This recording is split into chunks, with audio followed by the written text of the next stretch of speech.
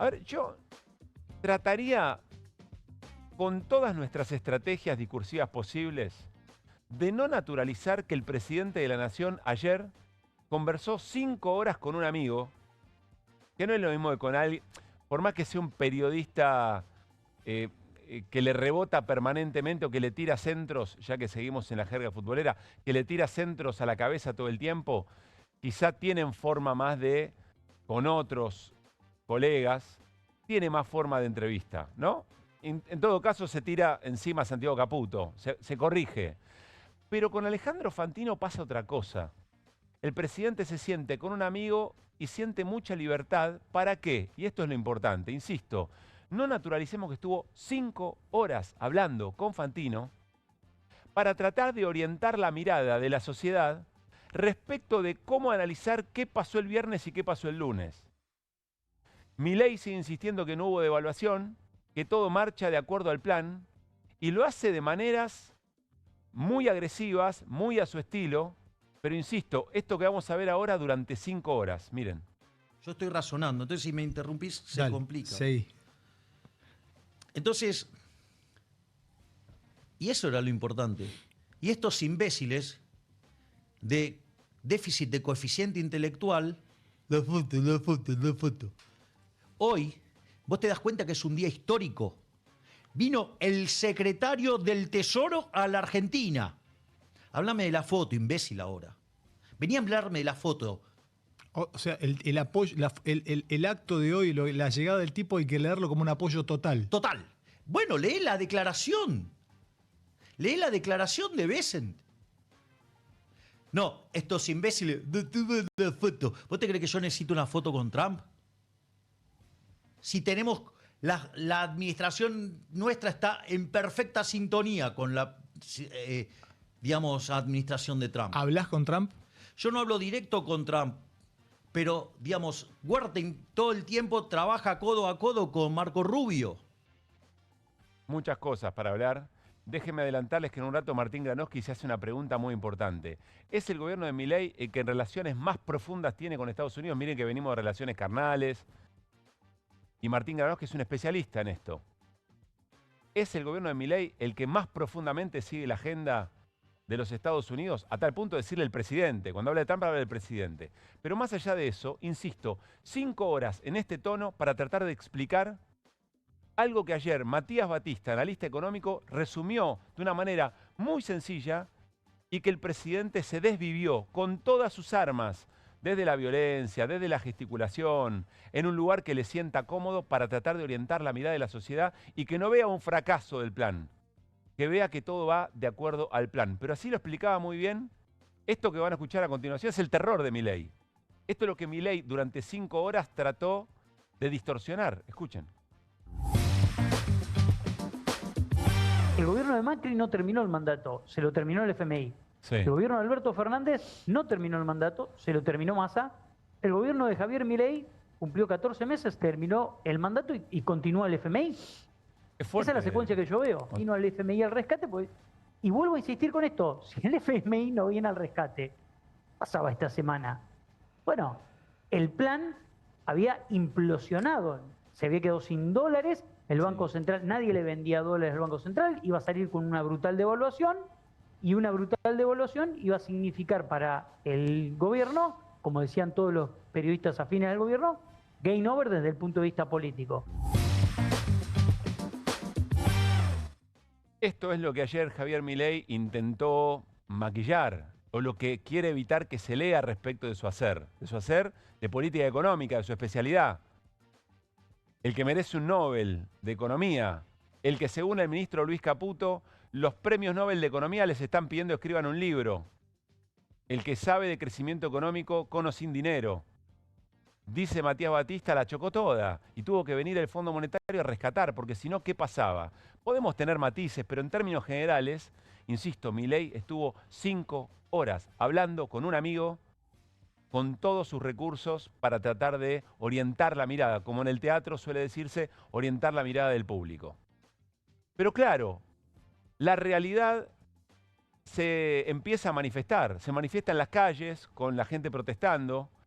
en lo que ya no toleran jubilados y jubiladas de hace un montón de tiempo, en lo que ocurre con las universidades, con la ciencia, la tecnología, las pequeñas y medianas empresas, y sobre todo lo que empieza a pasar con el salario de los trabajadores y los ingresos familiares. Para las familias, el mes termina el 15 o el 20. ¿Lo dice quién? ¿QR? No, lo dicen los almaceneros, lo hablamos con Sabore de la provincia de Buenos Aires la semana pasada. Y miren lo que está ocurriendo con el empleo.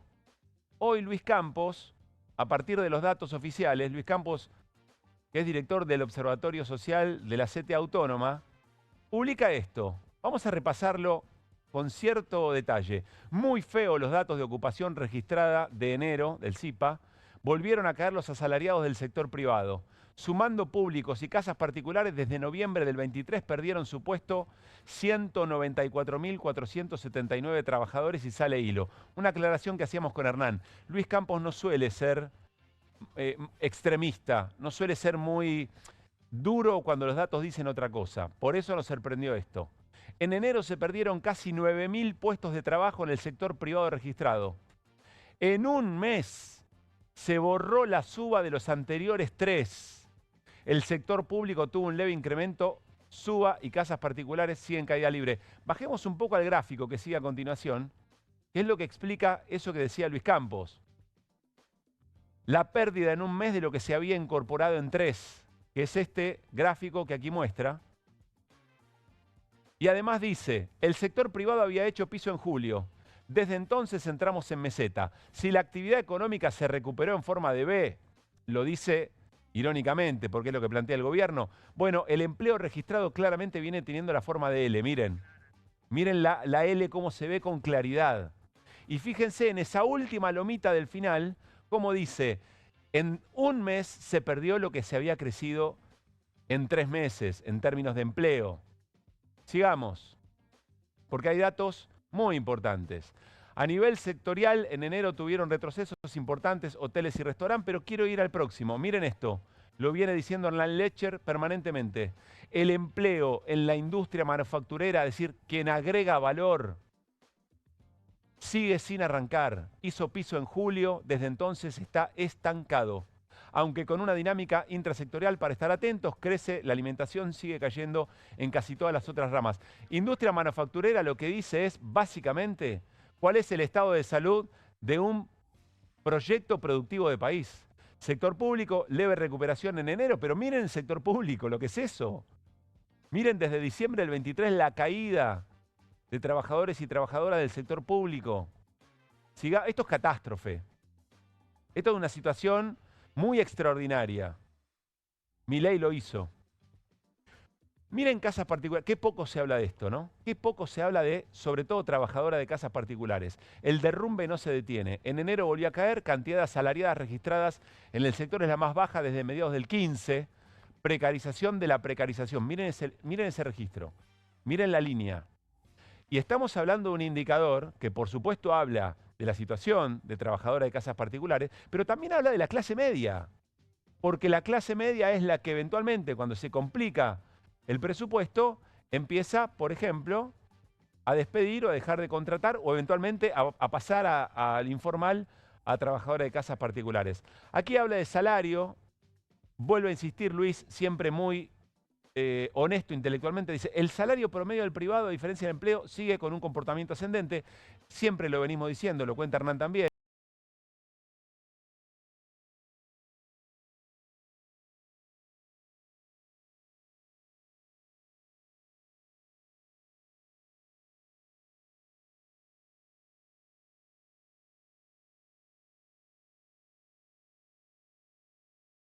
Señales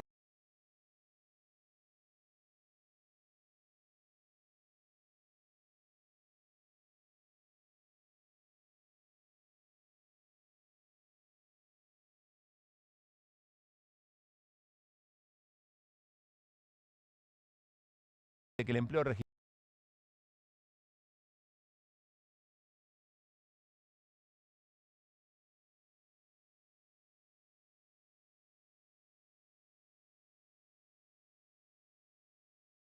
registrado vaya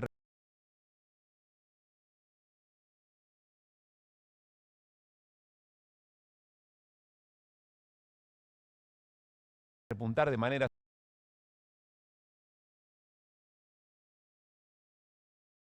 sostenida, del 23, a no esperar buenas noticias. ¿Qué está diciendo Luis Campos? Que probablemente esto que acabamos de ver en esos gráficos derrumbe por completo en empleos y sobre todo empleo de industria manufacturera, puede ser la nueva normalidad. Puede ser la nueva normalidad. ¿Quién le pone un límite a esto? Los ajustados, los despedidos, pero más allá de esto, vuelvo al comienzo, Javier Milei necesita 5 horas con un amigo para decir cualquier cosa y que nadie le repregunte nada para tratar de que no veamos esto, que dicen los datos concretos, los datos duros. Probablemente durante algunos meses no estaremos hablando del precio del dólar. Vamos a estar hablando de la tensión de los precios, de la tensión de los salarios, de la tensión de los presupuestos familiares. Vamos a estar hablando de la calle. En el documento del Fondo Monetario Internacional, lo contó también ayer Hernán, hay una preocupación concreta sobre cuál es la sostenibilidad social de este plan. Que como dice Matías Batista, hasta el viernes era el de Javier Milei. Seguro, siguiendo las políticas de Estados Unidos, de Fondo Monetario. Pero a partir de ahora, quien gobierna es otro. Y la presencia del secretario del Tesoro, del ministro de Economía de Estados Unidos, en Buenos Aires, en un momento que Estados Unidos está en una tremenda, con el tema de los aranceles, dice mucho. Arrancamos QR, las voces del día. Y estos imbéciles de déficit de coeficiente intelectual. La foto. Vino el secretario del Tesoro a la Argentina. Háblame de la foto, imbécil, ahora. Por más de que el gobierno diga estaba planeado desde el principio, la sensación es que no lo es. Para mí la prueba de ello es el discurso de Milei del viernes a la noche. Es la segunda vez que yo lo veo a Milei en un discurso en un tono conciliador.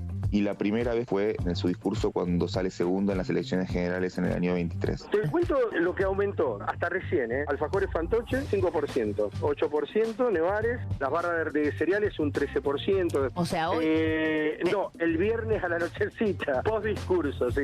Más cómoda, más rápida y más segura, Luis, la nueva línea F. Pero nos están tomando el pelo. No existe la línea F. No lo he escuchado ni al presidente, ni menos a la hermana, menos al Triángulo de Hierro. Es decir, queremos un acuerdo con el PRO en la provincia de Buenos Aires. Cuando no entendés y opinás sobre eso que no entendés, decís cualquier cosa. Y es lo que le está pasando a Cristina últimamente. La situación monetaria está absolutamente controlada. Estados Unidos va a intentar poner un pie en la Argentina. Trump sabe que el desequilibrio externo y el desequilibrio presupuestario no le permiten sostener una presencia global. ¿Qué hace? Se refugia en América y en ese punto Argentina, por el gobierno de Milei y demás, se vuelve un aliado. El Fondo Monetario le han permitido que se meta en la alcoba del gobierno y en consecuencia tratan de recaudar a cualquier precio. Que no esperen un tsunami de dólares del campo, porque eso va a ser muy a cuentagota de acuerdo a las necesidades que tenga el productor para pagar los vencimientos. Donde nos cierra claramente es en que todo esto se está sosteniendo en base a un creciente endeudamiento. Nosotros prevemos que la inflación va a tener una aceleración. Está a full la venta de la alita, del hígado, el hueso, que antes nosotros el hueso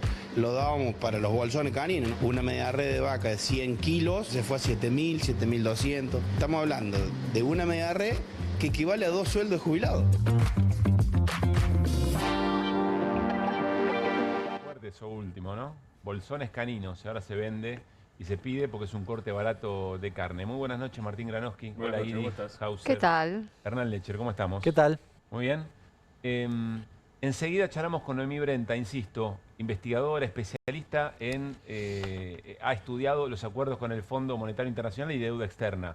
Enseguida hablamos con ella, una voz de esas que hay que escuchar en estos momentos, parar la pelota y tratar de recepcionar muy bien qué es lo que está ocurriendo. Lo de las 5 horas, te lo pregunto a vos, Martín, por razones obvias. Las 5 horas de un presidente en una entrevista, yo no recuerdo si hay antecedentes. Yo no voy a contestar esa pregunta. ¿Por qué? Es una pregunta capciosa porque tiene...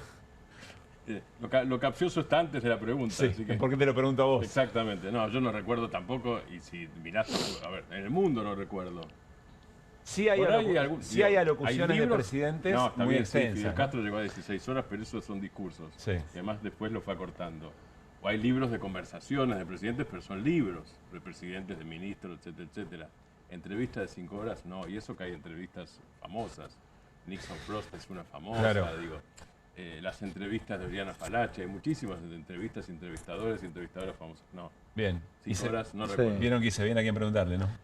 Sí. Sí, está bien. Igual, bueno, es cierto que uno recuerda los discursos de Hugo Chávez también, ¿no? Claro. Larguísimos, pero son discursos, fueron discursos. No soy crítico, quiero decir, está evidentemente tratando de construir una narrativa, todos los gobiernos lo hacen, el propio Chávez en su Aló Presidente lo hacía, el Enlace Ciudadano de Correa también, el Pepe Mujica cuando en una radio salía cotidianamente siendo presidente. No estoy objetando eso, estoy diciendo, veamos el esfuerzo que hace el gobierno para tratar de explicar qué es lo que realmente ocurrió entre el viernes y el lunes, ¿no? A mí me parece que está bien que el gobierno comunique. Lo que sucede es que, bueno, lo que uno puede cuestionar la estrategia y los interlocutores, que siempre son los amigos, ¿no? Y también uno se queda pensando,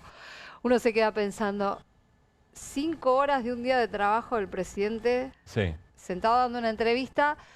¿Cuánta información nos dejó a las ciudadanas y los ciudadanos en esa entrevista que nos pueda ser de utilidad como para decir valió la pena que estuviera ahí sentado? Bueno, vos vas por el lado de los recursos.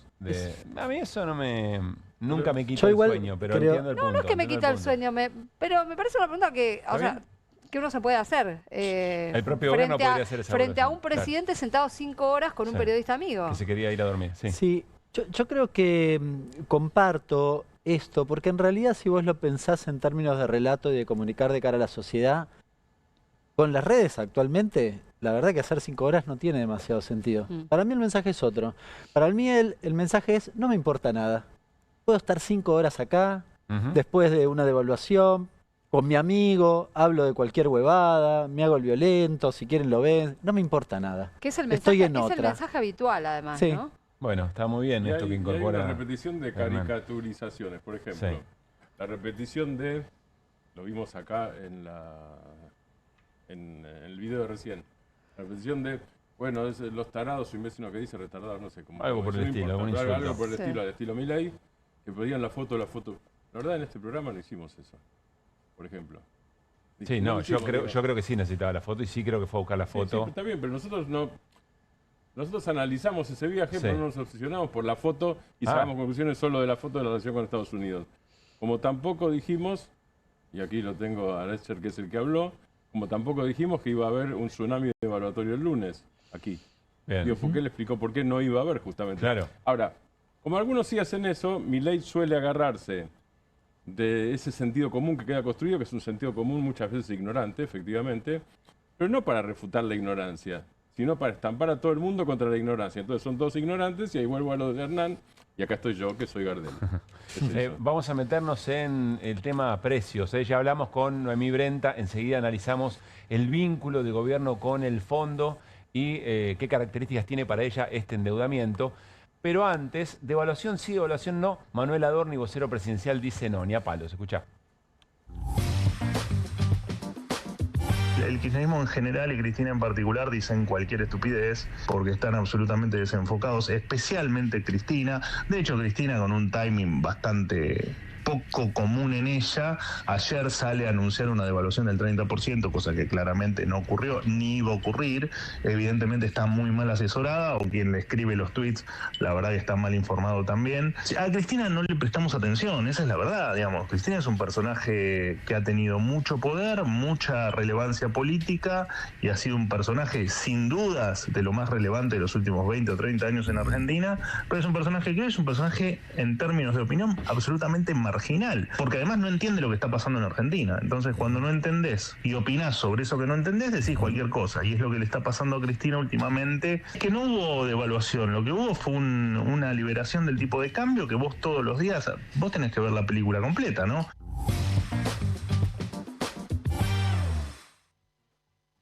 Poner en el centro de la confrontación a Cristina sobre el final. No hubo devaluación, hubo liberación del tipo de cambio.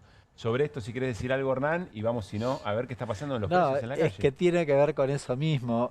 No lo promoví, lo promocioné.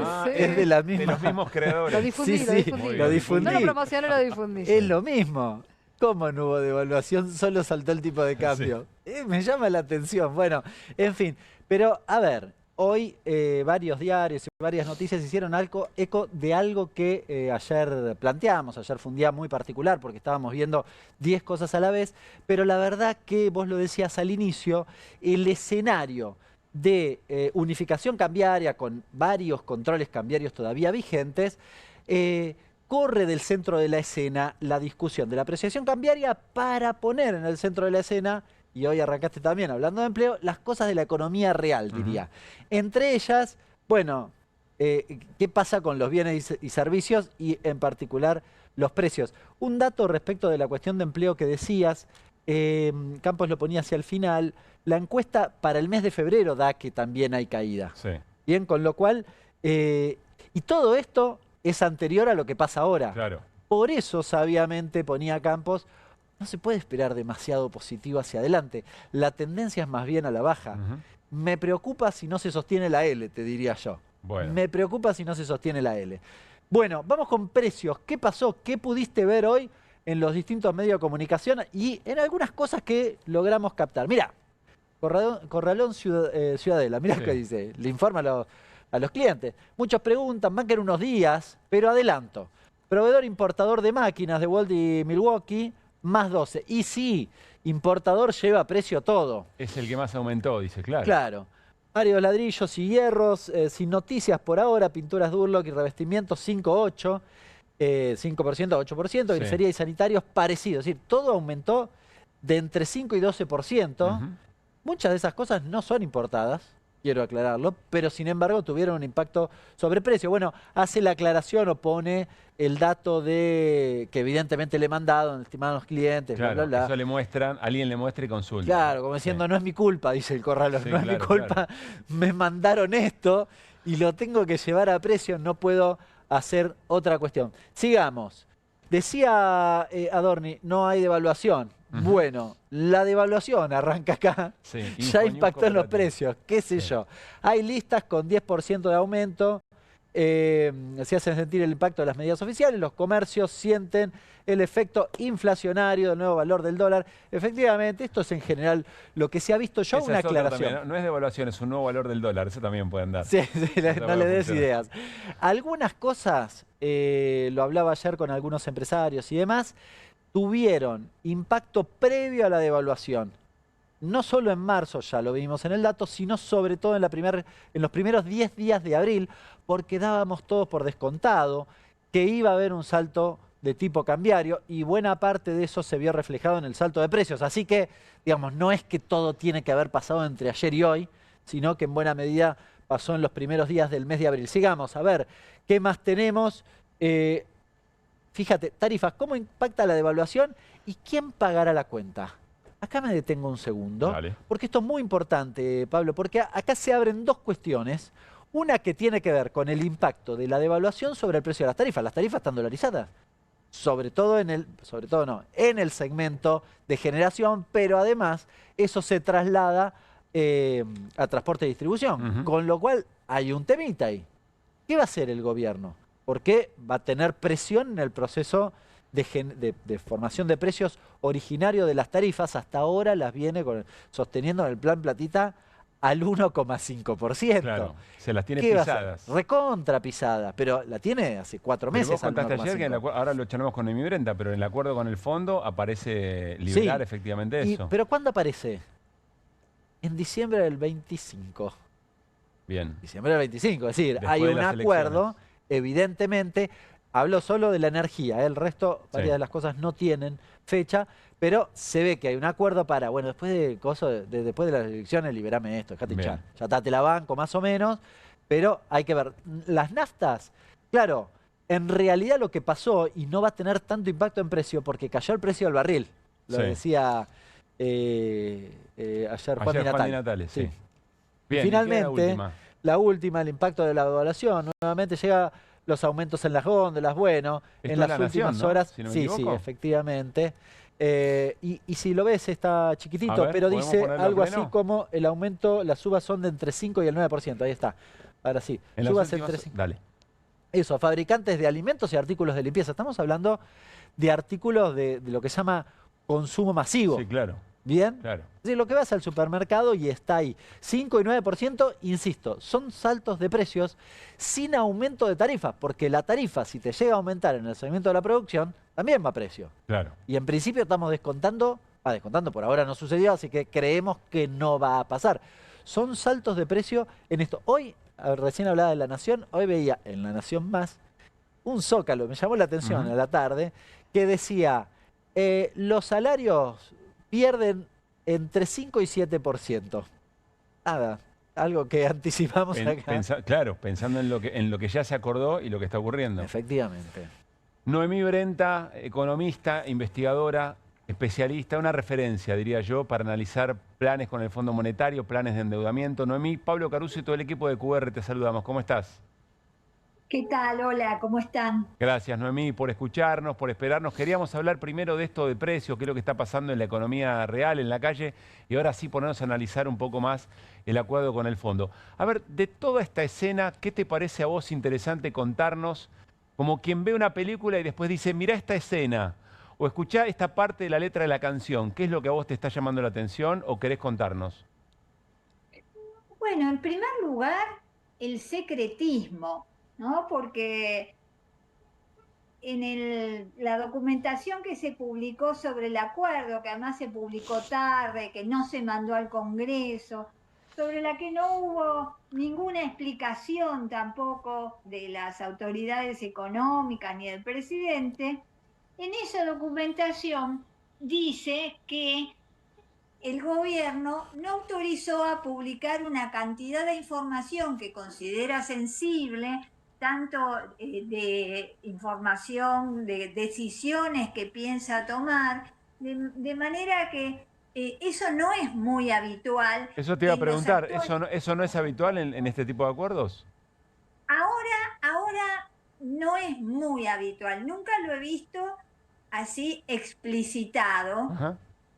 Pero antes de los 2000, antes de la crisis de 2001, antes de tanto cuestionamiento al fondo, por considerarlo que echaba nafta a las crisis en lugar de ayudar a aliviarlas, el fondo fue muy cuestionado. Entonces empezó una política de mayor transparencia, lo que no quiere decir que no haya side letters, cosas que pierda las mañas, no quiere decir que pierda las mañas. Dicen, no significa que eso no exista, claro, pero que directamente se haga la aclaración en la documentación de que existen cosas que no se dicen y cosas importantes que no se dicen, me llama la atención, me llama la atención. El resto, francamente, me parece un acuerdo como todos los demás, parecido a todos los demás, con sus especificidades, enorme por el monto, enorme por lo que la Argentina ya le debe al fondo y que encima le den un acuerdo por 20.000 millones de dólares, por 479% la cuota de la Argentina. La verdad que es insólito. Ahora ya le debemos al fondo la mitad de lo que tiene prestado. Y eso también es raro, con un desembolso tan grande. ¿Ocurrió alguna vez, Noemí? ¿Ocurrió, Noemí? También lo hicieron en otros países. Noemí, perdóname, te pregunto, ¿ocurrió alguna vez que el fondo tenga en un solo país el 50% de todo lo que prestó? No, realmente no. Mirá que al principio, cuando se creó el fondo, países grandes, países centrales recurrieron al fondo. Porque en los primeros tiempos justo no, porque no podían hacerlo los que recibieron el plan Marshall. Pero nunca pasó que estuvo tan concentrados los préstamos del fondo en un solo cliente. Y esto es desaconsejable para las entidades financieras porque el riesgo también está muy concentrado. Y Argentina justamente, y eso lo dice también la evaluación del staff sobre la deuda argentina. Dice que la deuda argentina no tiene una alta sostenibilidad, que es de baja probabilidad su sostenibilidad. De manera que es muy arriesgado para el fondo, si bien el fondo no va a quebrar, si la Argentina no le paga, porque tiene mucho más que lo que le ha prestado a la Argentina. y muchos más recursos. Pero sí para nosotros, el peligro es para nosotros, porque además de tener al fondo como vigilante, con su supervisión reforzada, cada día monitoreando y condicionando la economía del país, tenemos una deuda aumentada en mucho que nos cuesta y nos va a costar muchísimo pagar. Terminamos de pagarle al fondo, según el cronograma, en 2039. Bien. ¿Qué te parece? Noemí, Hernán Lecher tiene una pregunta. Si juntamos además los 65.000 millones, diría, ¿no? Pero, Noemí, te quiero preguntar, justamente el nivel... ¿Te escucho bien? ¿Sabes que no te escucho bien? A ver... Ahí vamos a mejorar un poquito. ¿Me escuchás ahora? ¿Mejor? No. A ver. Más o menos. Bueno, esfuerzo, le ponemos esfuerzo, claro. Noemí. A ver, te pregunto sobre... Hablábamos recién del... A ver, subo el volumen del celular, a ver si... Muy bien. A ver, ahí estamos. Vamos a hacer la prueba al aire. ¿A mí me escuchas bien, Noemí?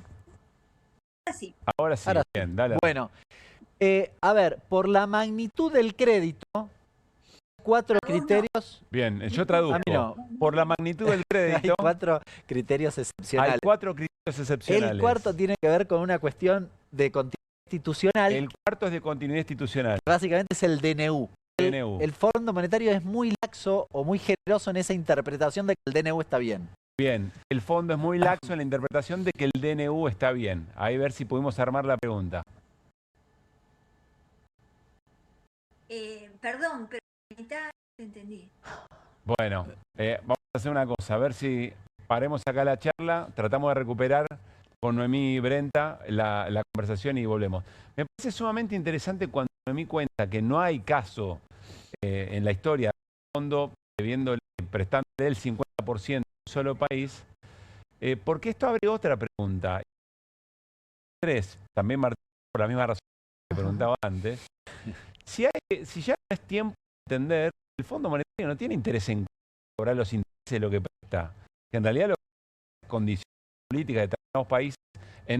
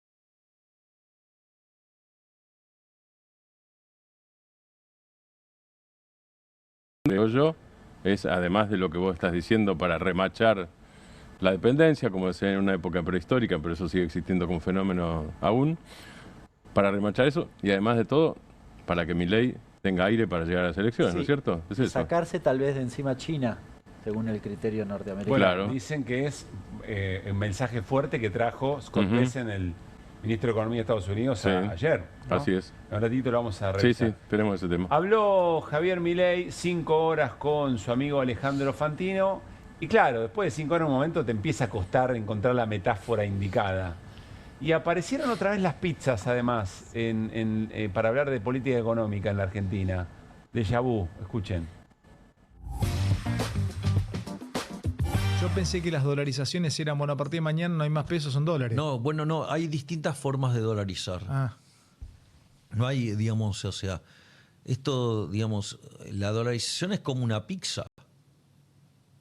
Digo, pero está, digamos, la de jamón y mozzarella, la de mozzarella, la de, no sé, la primavera, ¿no? La que tiene ananá, la que tiene los pepperoni, qué sé yo, no sé, hay un montón, digamos, la fugaceta, no sé. Morrones. Claro. Hay que traducir. Pepperoni. Morrones. Que vuelva de Miami. Morrones. Sí. Que vuelva, se quedó en Estados Unidos. Sí, puede ser, claro. Se había pedido una pizza. O la traducción está mal. En fin. Perdón, hay una cuestión respecto de esto que vale la pena mencionar.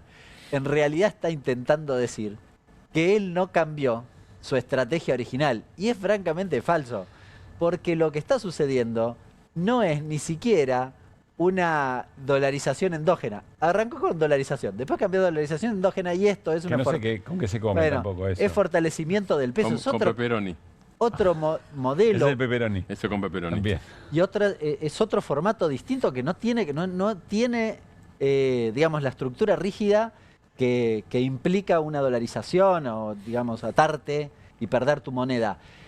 Esto es importante porque, en realidad, releyendo eso, el ganador es el Fondo Monetario Internacional, que le dijo, ya a mediados del año pasado, vos tenés que ir hacia Perú. Ese es el modelo de Perú, no la dolarización. No le dijo anda a Ecuador, le dijo anda a Perú. Sí. Entonces, está tratando de dibujarla en algo que el fondo le impuso y que tuvo que ceder. Esta es la relectura de la pizza. Bien. Ojo.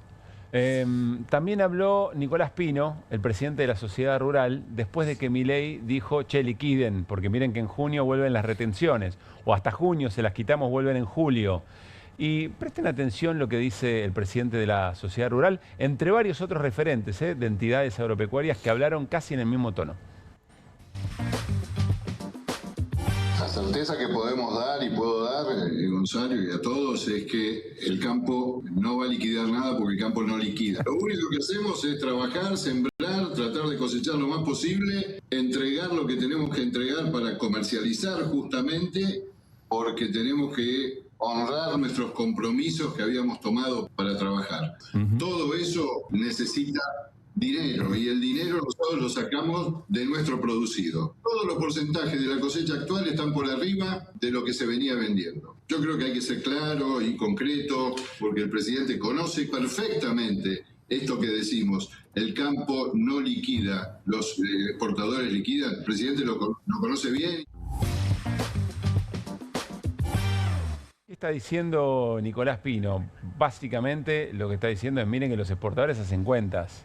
Y más allá de lo que pide el presidente, se fijan eventualmente si les conviene o no les conviene. No es el campo el que liquida, son exportadores que son agentes que toman decisiones racionales. Es interesante porque esto pone en el centro de la escena algo que mencionábamos ayer que iba a pasar, que es recupera el poder de fuego.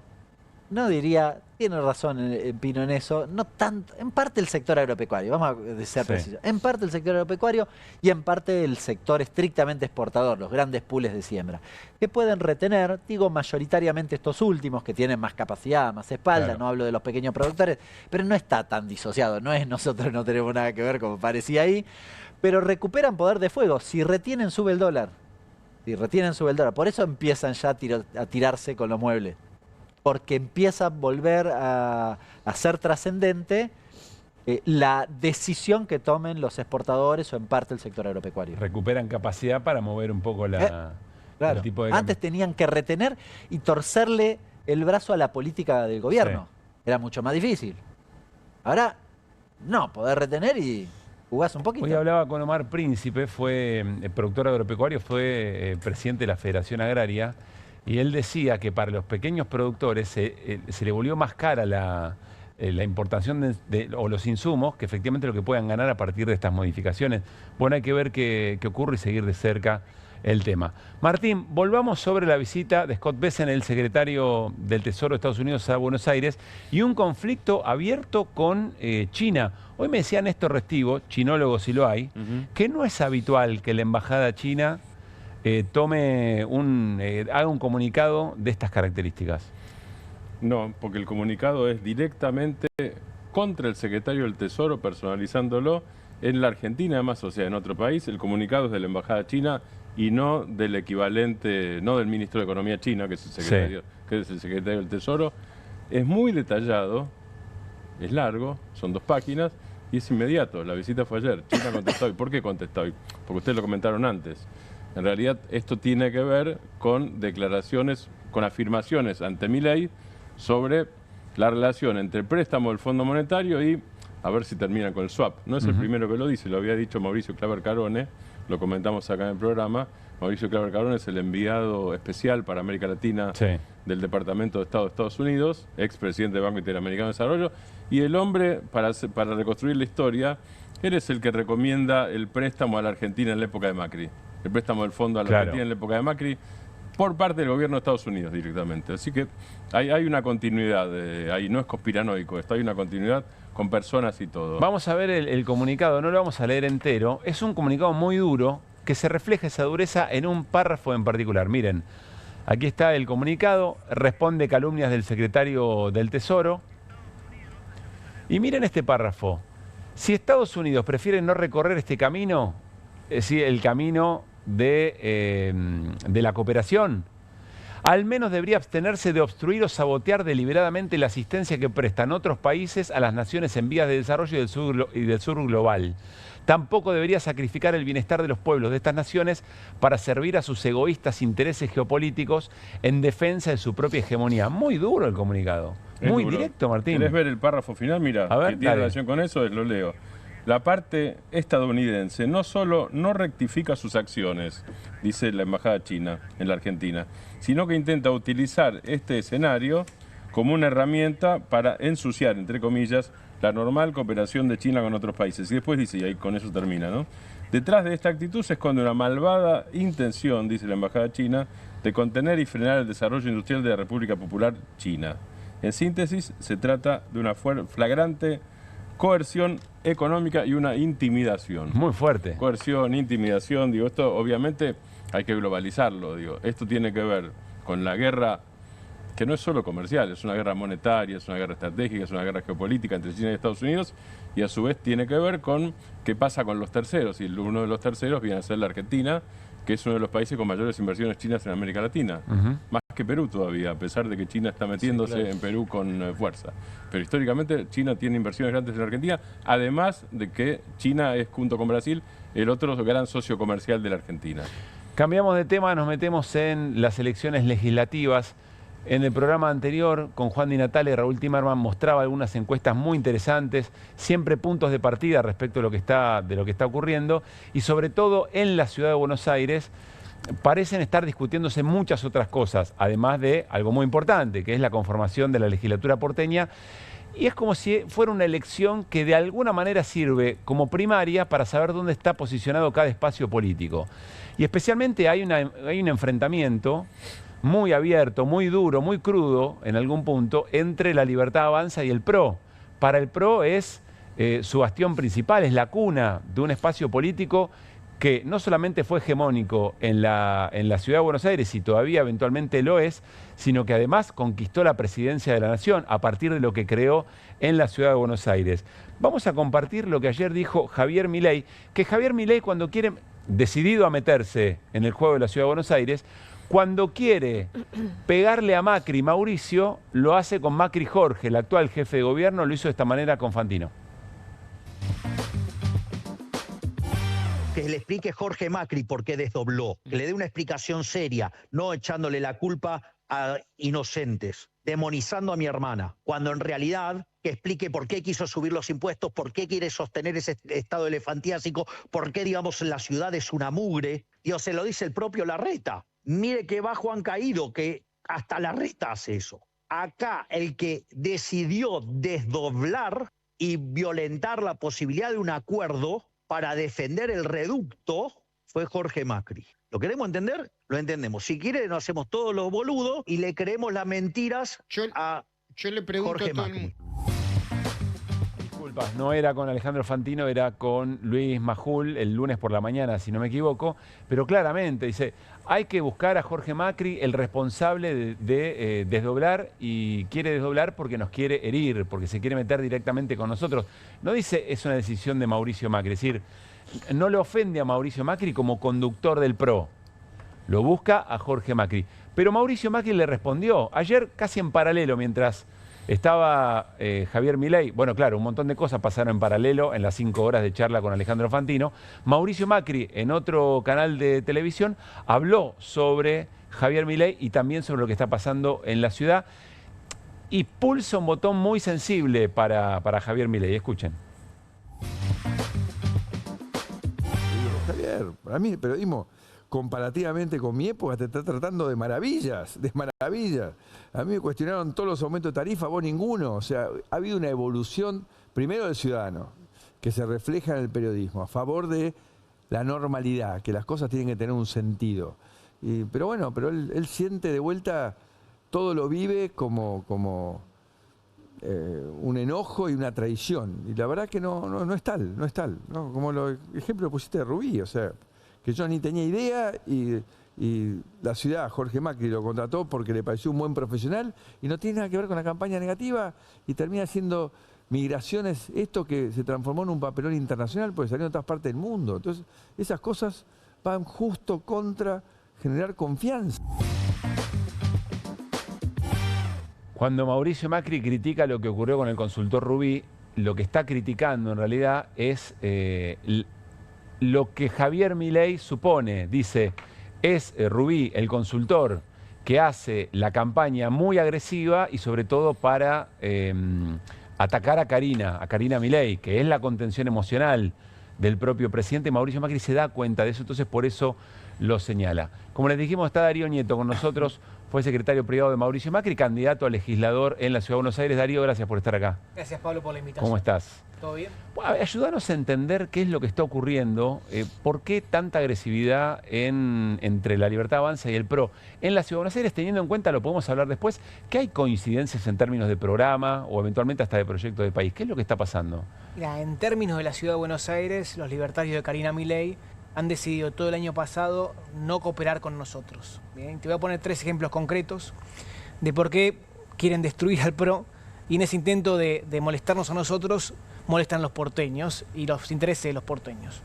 El primero, si querés, es una ley de simplificación. Sabemos los esfuerzos que hace Sturzenegger en términos de simplificaciones de regulación y cuando en la ciudad quisimos hacer la misma ley y la aprobamos para desregular y que haya menos trámites para los porteños, la Libertad Avanza de Karina Milei en conjunto con el kirchnerismo votó en contra, ¿no? Una paradoja, el kirchnerismo y Libertad Avanza votando conjuntamente en contra del PRO. Pero digamos, algo que a nivel nacional apoyaban, en la Ciudad de Buenos Aires lo tiraron en contra. Así que no hay una razón programática. En eso seguro que no. Pero de vuelta, yo rescato el trabajo de Sturzenegger, me parece bueno lo que hace. Sí. Lamentable que en la ciudad, por intereses partidarios y políticos, hayan votado en contra, ¿no?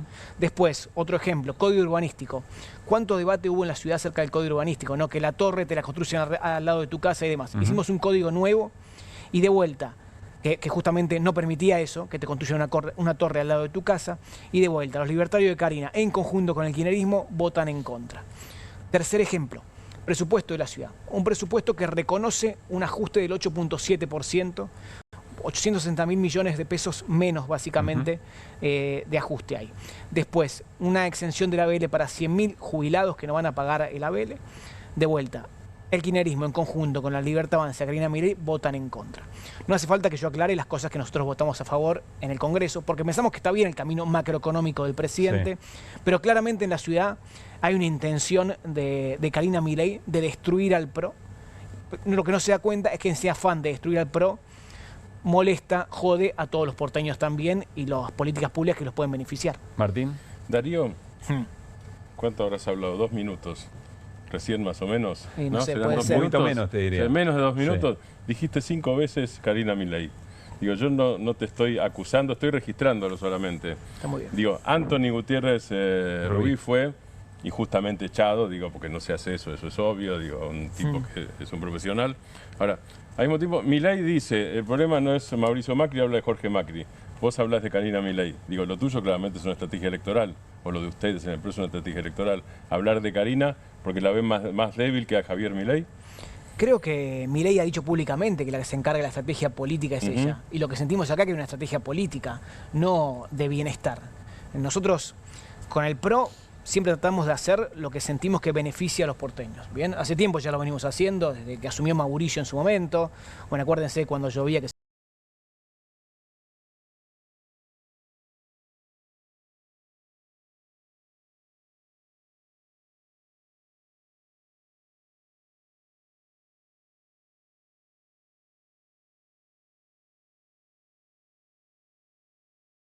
la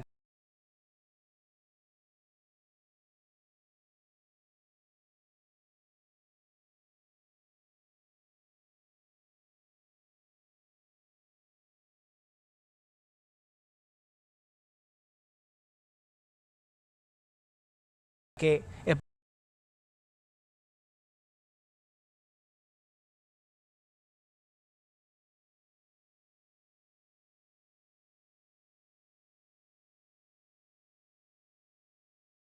propio Javier Milei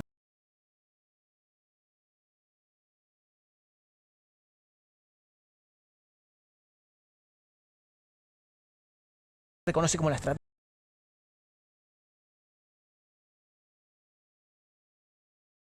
¿Quién es todo el país en el medio?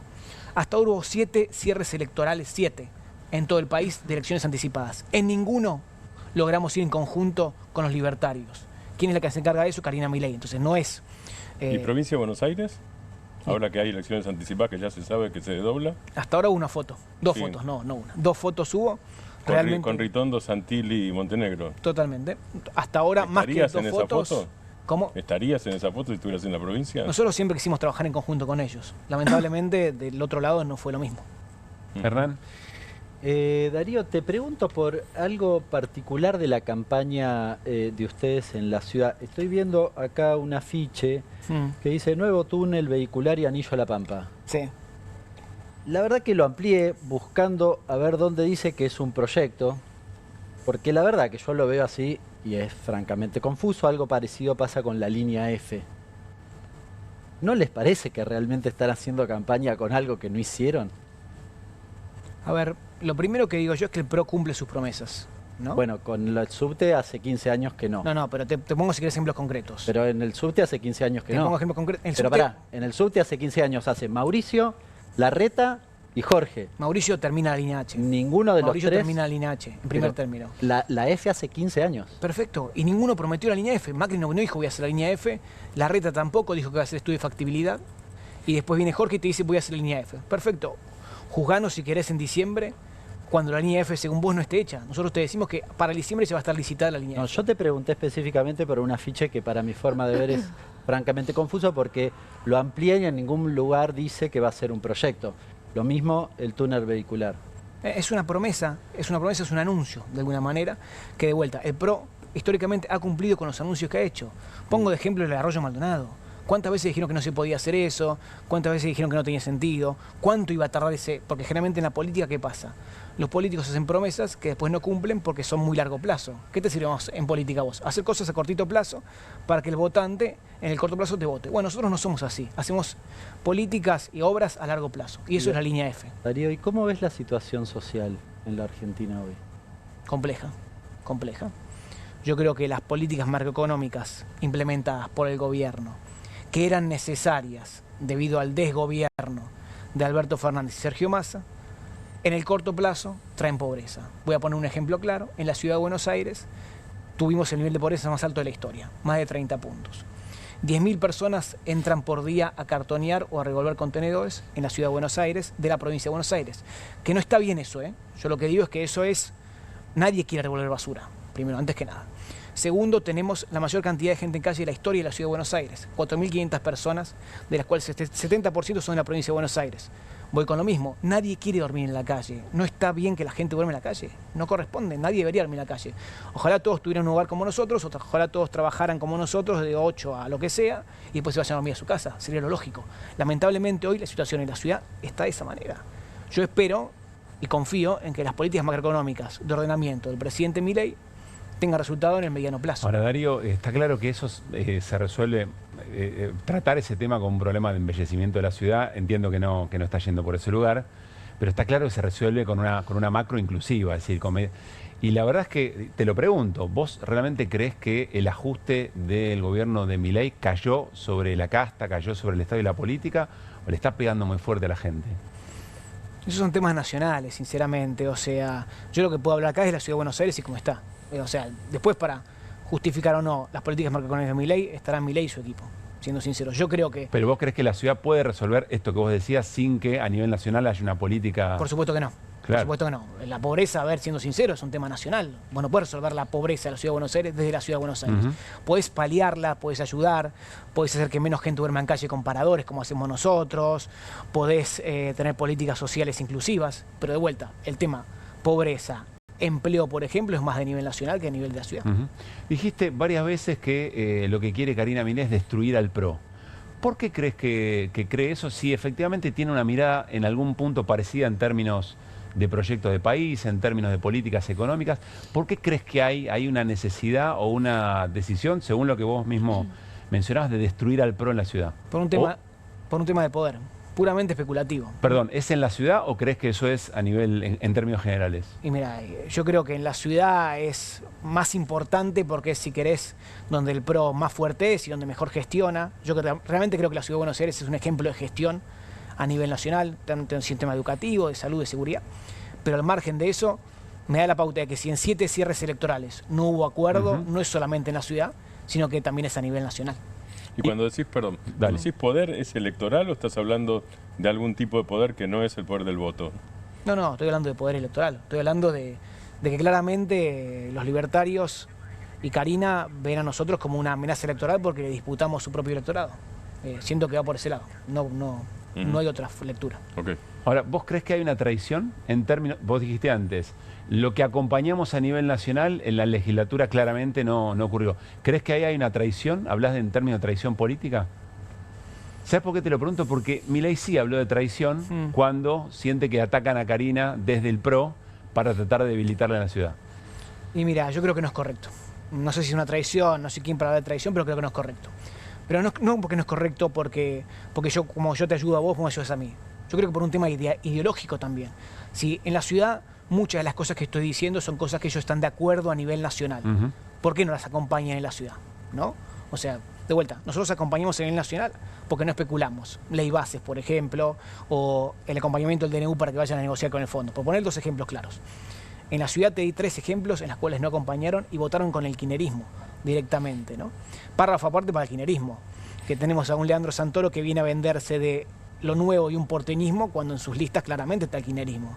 Y yo creo, está bien, pero él dice... Es lógico. Me parece lógico. Y también es lógico que hayan votado, vos decís, bueno, votaron con la Libertad Avanza, pero votaron en términos programáticos de manera bastante coherente sobre lo que pensaban. Claro. ¿Quién? ¿El kirchnerismo? Claro, ahí lo raro es la Libertad Avanza. No estoy discutiendo eso, yo estoy diciendo que Santoro viene a venderse de no kirchnerista cuando su lista es plenamente kirchnerista. Eso quiero decir.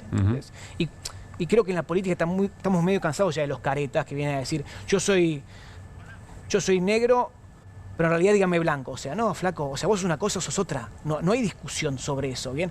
Yo soy del PRO, perfecto, soy del PRO, el día de mañana vas y me votás, soy del PRO. Sos de Leandro Santoro, sos kirchnerista, anda, bueno, asumite de kirchnerista. Quiero decirte que hay muchos kirchneristas que están diciendo ojalá Leandro Santoro se asumiera kirchnerista, bueno, pero eso es otra discusión. Pero creo yo que también es parte de sincerarse, ¿no? Creo que en la última elección, la gente le dio la espalda a estos caretas de la política que dicen una cosa y hacen otra cosa. Creo que Massa, por ejemplo, es un ejemplo. Alberto Fernández también. Creo que Leandro Santoro está haciendo lo mismo. Entonces me parece que hay que sincerarse de vuelta. Yo soy del PRO, me asumo del PRO y banco al PRO. No hay mucho más que eso. Hay muchas miradas críticas respecto a la gestión de Jorge Macri en un deterioro de la propia ciudad. Lo menciona Horacio Rodríguez Larreta con el tema del olor a pis, que fue, me parece en términos de marketing, un hit. Veremos cómo lo resuelven. Pero el propio Milei también decía, está horrenda la ciudad. Es decir, ¿qué estrategia van a tener para tratar de sacar de ese lugar a la gestión de Jorge Macri? Que en términos observables hay cierto deterioro en la ciudad respecto a lo que ocurría antes. Lo primero que, si querés, de Horacio y Larreta, lo que me sorprende es que decidió ser opositor, lisa y llanamente, Y él en 2 años que estuvo el gobierno de Jorge Macri, 1 año y medio hasta ahora, nunca llamó a nadie para decirle, che, no veo bien esto. Vos si formás parte de un espacio, de un partido político, y no te gusta lo que ves, antes de lanzarte a opositor o a candidato, vas y llamás a alguien y le decís, che, me parece que esto no está bueno. De mínima, un código si querés. Por parte de Milei, a mí me sorprende también que supuestamente en la ciudad somos malísimos, pero en la provincia somos buenísimos, entonces que no se quiere unir con nosotros. De hecho, las fotos que mencionaban recién... Por lo menos eso dicen. Totalmente, entonces, o somos malos en todos lados o somos buenos en todos lados. No, me parece que ese doble estándar es extraño, por lo menos. Y en términos de gestión, yo lo que creo que es una gestión buena. A ver, voy a poner ejemplos claros. Hace poquito, por ejemplo, conectamos el puente de Ciudad de La Paz, que une Colegiales Palermo, que hace años no se hacía. Después, trapitos. Estamos trabajando mucho contra los trapitos. Levantamos manteros, que era un reclamo histórico de la ciudad de Buenos Aires. No hay más piquetes. ¿Por qué? También porque tiene que ver la ciudad de Buenos Aires. Más allá de lo que me dijeron recién, yo creo que los anuncios de la línea F, por ejemplo, es un anuncio positivo para la ciudad. Hace años no se hace un subte en la ciudad. Es el menor nivel de homicidios en la historia de la ciudad de Buenos Aires. Hay muchas cosas para contar, muchas cosas para mostrar. Sistema multipago en el subte, que para mí, que soy un fanático de la tecnología, me parece que todo lo que tiene que ver con... ¿Qué pasa con el tema de las comisarías, Darío, y lo último? Y la disputa con Nación. Sí. Bueno, a ver, eso es claro. Las comisarías... Eso impactó mucho en la ciudadanía porteña. Lo tomo. Pero mira, las comisarías no son lugares para alojar presos, ¿bien?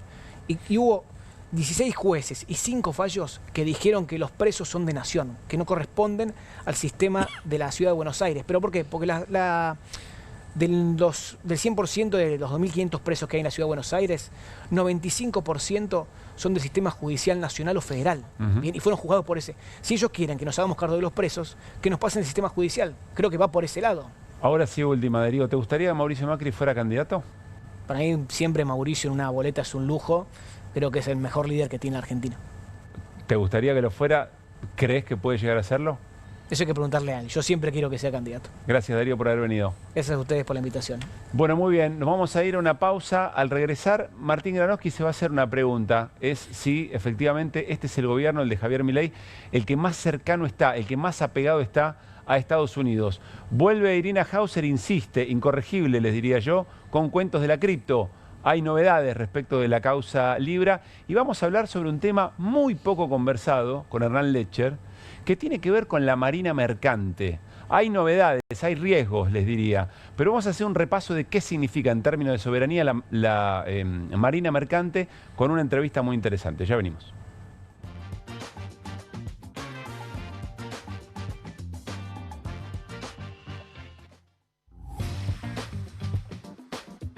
Todo el tiempo hay ideas.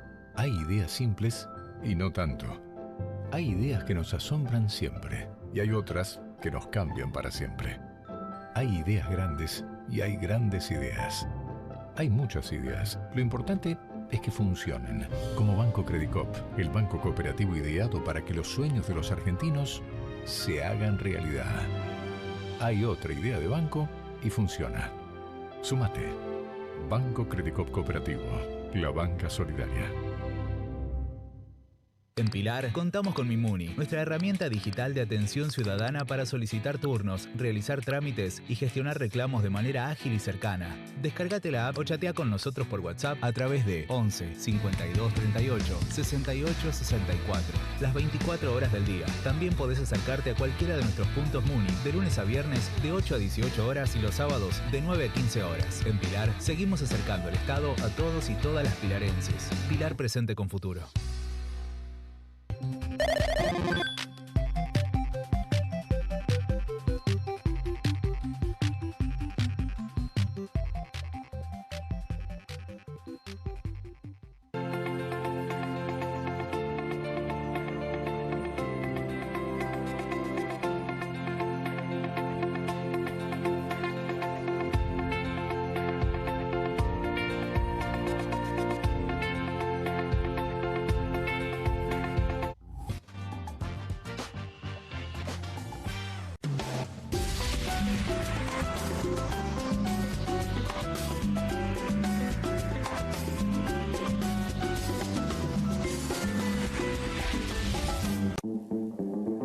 la noche más picante de la televisión. Si atacan al periodismo, Perfil se pone bravo. Bravo TV, periodismo, información y polémicas.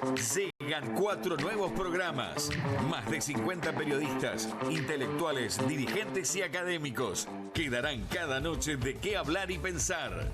Desde El Canil, lunes a viernes a las 18 horas. Una ronda de periodistas con secretos e información exclusiva. Soy Casta, de lunes a viernes a las 19 horas. Un programa diferente de mujeres, plural y picante, conducido por Carmela Bárbaro. Comunistas, de lunes a viernes a las 20:30 horas. Una mesa de intelectuales analiza la realidad del país en profundidad. QR, de lunes a viernes a las 22 horas, con la conducción de Paulo Caruso y gran equipo. La síntesis del día para un público que valora el periodismo crítico. Bravo TV, lejos del poder, cerca de la gente. Las casas usan diferentes perfumes. Eligen oler a café en la mañana, a veces a ropa recién lavada y otras a madera. Pero cuando quieren oler a limpio, eligen Prosenex. Sentí el perfume de la limpieza. Prosenex, limpieza que se siente. Qué bien me caen los que viven como si nadie los estuviese mirando. La que no se queda en el fueguito. ¿Ves como si nadie te estuviese mirando? Confía en tu frescura. Topline. Seguí la línea de tu frescura. Con movimientos circulares. Tu rutina de skincare te debe traer muchos seguidores, pero este baño te los quita. Pero si yo ya limpié mi inodoro con Harpic. Sí, pero te falta el resto de las superficies. Necesitas el Harpic Baños. El rojo, que saca manchas difíciles, desinfecta y deja impecable tu baño. Para cualquier desafío que te dé el baño, nada mejor que Harpic. Nueva Saladix extra picante. Posta picarán más que las otras.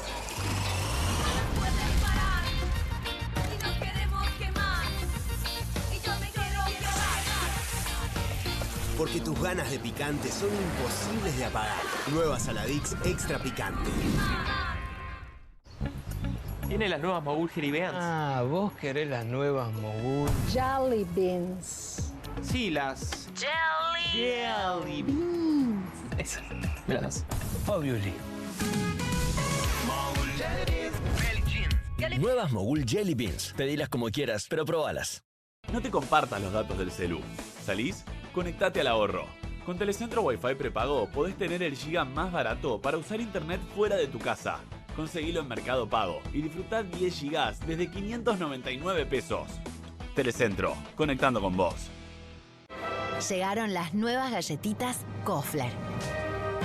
Rellenas con el sabor único de Bonobón y el más delicioso chocolate Kofler. Tentate con lo último en galletitas. Bienvenido a todo Latinoamérica.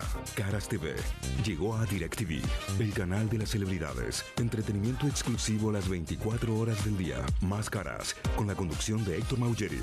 Red Carpet, Caras News, Caras Realeza, Caras Fashion, Caras TV. Llegó a DirecTV. Contenidos exclusivos para toda Latinoamérica. Estudia en la Facultad de Comunicación y en la mayor redacción de América. USBA, Universidad del Sur de Buenos Aires. La Universidad del Grupo Perfil. Licenciatura en Comunicación Periodística. Licenciatura en Comunicación Institucional. Títulos con reconocimiento oficial y validez nacional. Inscribite a las reuniones informativas en universidad@perfil.com. Aprende comunicación dentro de un medio de comunicación. USBA, Universidad del Sur de Buenos Aires. Editorial Planeta presenta Fontevecchia vs. Milei, el nuevo libro de Jorge Fontevecchia. Bitácora del surgimiento de un presidente extremo. Un análisis imprescindible para entender un gobierno impredecible. Fontevecchia vs. Milei. Disponible en ebook y librerías.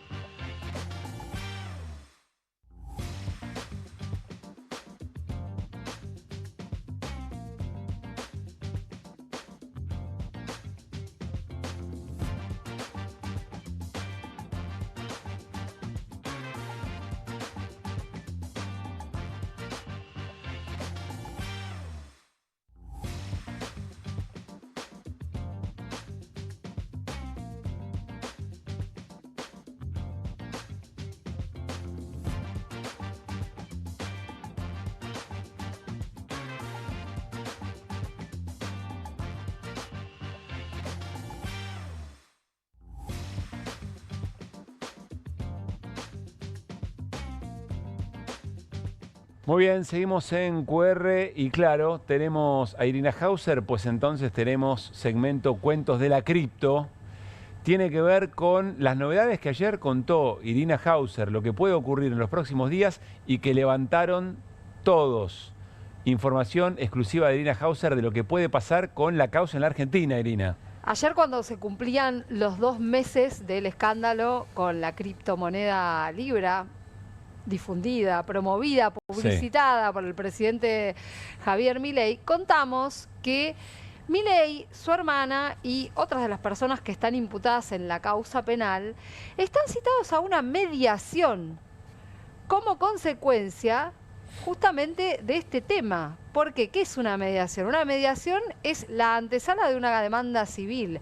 Hasta ahora veníamos contando, hay en Estados Unidos una demanda civil, 200 personas que invirtieron en Libra quieren que les devuelvan la plata, litigan en los tribunales de Nueva York. Bueno, acá puede llegar a pasar lo mismo. Vamos a ver cómo funciona la justicia argentina. Pero Milei, Karina Milei, Manuel Terrones Godoy, Mauricio Novelli, Manuel Adorni, bueno, todos ellos tienen una cita el 15 de mayo con algunas de las personas que invirtieron en Libra y que perdieron. ¿Es presencial? No, es por Zoom. Sí. Primero porque me contaban que todas las mediaciones se están haciendo por Zoom y además porque en este caso hay gente de muchos países. Tenés gente de Estados Unidos, de Turquía, de Bielorrusia, de España, de México, de Chile, de Reino Unido, de Líbano, ¿En qué hablan? de Nepal, de ¿En qué van a Francia, hablar? de Colombia y de Bosnia. Y bueno, queremos creer que va a haber alguna traducción. Pero perdón, ¿están obligados a estar en el Zoom o puede haber un representante? Puede haber ellos un no? representante. Ah, También puede mandar Milei un representante y también pueden oír. Sí. ¿Qué quiere decir que no vaya? Que rompe todo, que quiere ir directamente a un juicio. Esas cosas pasan. Cuando alguien no va a una mediación, y puede ser que no le haya llegado la notificación. ¿Podés mandar abogado o tenés que ir vos, sí o sí? No, es lo que decía recién Pablo. Podés mandar un abogado. Por eso está bien. Podés mandar un abogado que te represente, que sería la lógica que ocurra acá. Pero también podría pasar que no vayan porque confíen que esto se va a dilatar. Sí. Las causas civiles tienen una prescripción. Pueden durar 5 años. Entonces acá hay un punto en que está Causa atada. civil quiere decir que hay gente que quiere recuperar la guita que perdió. Sí, en total en este caso entre las 26 personas que se están presentando en esta posible futura demanda son 4,5 millones de dólares. Tenés, por ejemplo, les contaba, al especialista en criptomonedas, que pobre no le fue muy bien en esta, Martín Romeo, que es el que promovió además una de las denuncias penales. En este caso, él es el que está moviendo esta demanda. Sí.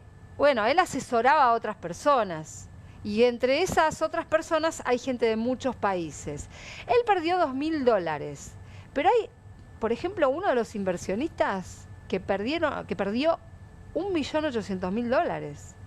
Hay otro que perdió $1,5 millones. Diría Milei, bueno, pero saben a qué estaban jugando. Estaban en el casino y apuestan fuerte esta gente. Claro, bueno. Por eso hay que ver si la teoría del casino de Javier Milei aplica o no aplica, pero eso lo va a decir la justicia penal. Bien. Entonces, la causa civil de alguna manera va a estar atada a la causa penal. Por eso yo hago hincapié en esta cuestión de que hay 5 años de plazo para que esta gente pueda recuperar o no su dinero, y eso va a depender también del pulso que vaya llevando la investigación penal y qué tipo de responsabilidades se asignen. Al día de hoy, ustedes saben, quedó toda concentrada la causa en el juzgado de María Servini y en el fiscal Eduardo Tayano. Estamos hablando de los tribunales federales de Comodoro Pi. Hay distintos delitos sobre la mesa, pero hasta ahora uno podría decir, ¿y qué resultado obtuvo la investigación? Muchas medidas, pero no muchos resultados. Acá te contamos, por ejemplo, que cuando fueron a ver la caja de seguridad de Mauricio Novelli, el trader amigo de Milei, ya estaba vacía. Alguien había ido, la hermana y la madre. Había abierto la caja 10 días antes de que lanzaran la moneda Libra, y 3 días después, el primer día hábil después del lanzamiento de Libra, fueron sus parientas a sacar algo de la caja. Bueno, ya no estaba cuando Tayano fue a allanar. Entonces hay que ver si se toma alguna medida que termine siendo efectiva y que realmente pongan en algún compromiso penal a algunas personas. Hay medidas, por ahí te excede, no sabes, pero tiro la pregunta al aire, ¿hay medidas concretas que podrían traer claridad respecto de las intencionalidades, etcétera, si hay delito o no hay delito y de qué tipo? ¿O tenemos que pensar en gente arrepentida? En gente que hable y que diga, no, sí, acá estábamos todos, estamos todos de acuerdo, el presidente sabía, el entorno sabía. En algún momento, Hayden Davis, el empresario norteamericano, desapareció era en acción. El que amagaba con arrepentirse y después, sí, desapareció en acción. Me parece que hay un planteo muy interesante del CIPSE, que es una ONG que se dedica a la criminalidad económica. Ellos se presentaron pidiendo ser querellantes. Uno de sus referentes es Pedro Vizcay. Exdirector del Banco Central, ¿no? Exdirector del Banco Central. Ellos lo que plantean es, acá no hace falta demasiada prueba para mostrar que hay un delito que se ve solamente con el posteo que hizo Javier Milei a las 7:01 de la tarde. O sea, con eso alcanza. Porque tiene un link. Porque, no solamente porque tiene un link, porque además está promoviendo un negocio privado, que él mismo después dice es un negocio privado. Y el delito de negociaciones incompatibles con la función pública justamente castiga a los funcionarios que muestran algún interés en intervenir en algún negocio privado y no hace falta que se demuestre que se llevaron algo. Hace falta que se demuestre la sola intencionalidad. Claro. Entonces, si hay voluntad de dilucidar algo acá, la verdad que según este planteo del CIPSE está todo bastante sobre la mesa. Después hay una cantidad de delitos, el posible cohecho, y sería interesante cohecho saber. Es coima. Coima. Sí, sería interesante coima saber. Para encontrarse con Milei y para tener acceso al presidente. Exactamente. Esa que es lo que hipótesis. dice Carrió, la responsabilidad de Karina Milei, alias la cajera para Elisa Carrió. Porque Karina Milei es mencionada por varios empresarios en ese rol. Bueno, tenés que tener el testimonio de todos los empresarios, tenés que tener alguna prueba. El cohecho es muy difícil probarlo de forma directa. Si hay voluntad, se puede probar. Sí, claro. Pero lo que te quiero decir es que quizá el camino es mucho más corto. Que está bien, hay que analizar teléfonos, sería importante, pero quizás es mucho más corto que todo ese análisis y de bajar información de celulares, buscar... ¿Cuándo es la mediación? La mediación tiene fecha el 15 de mayo.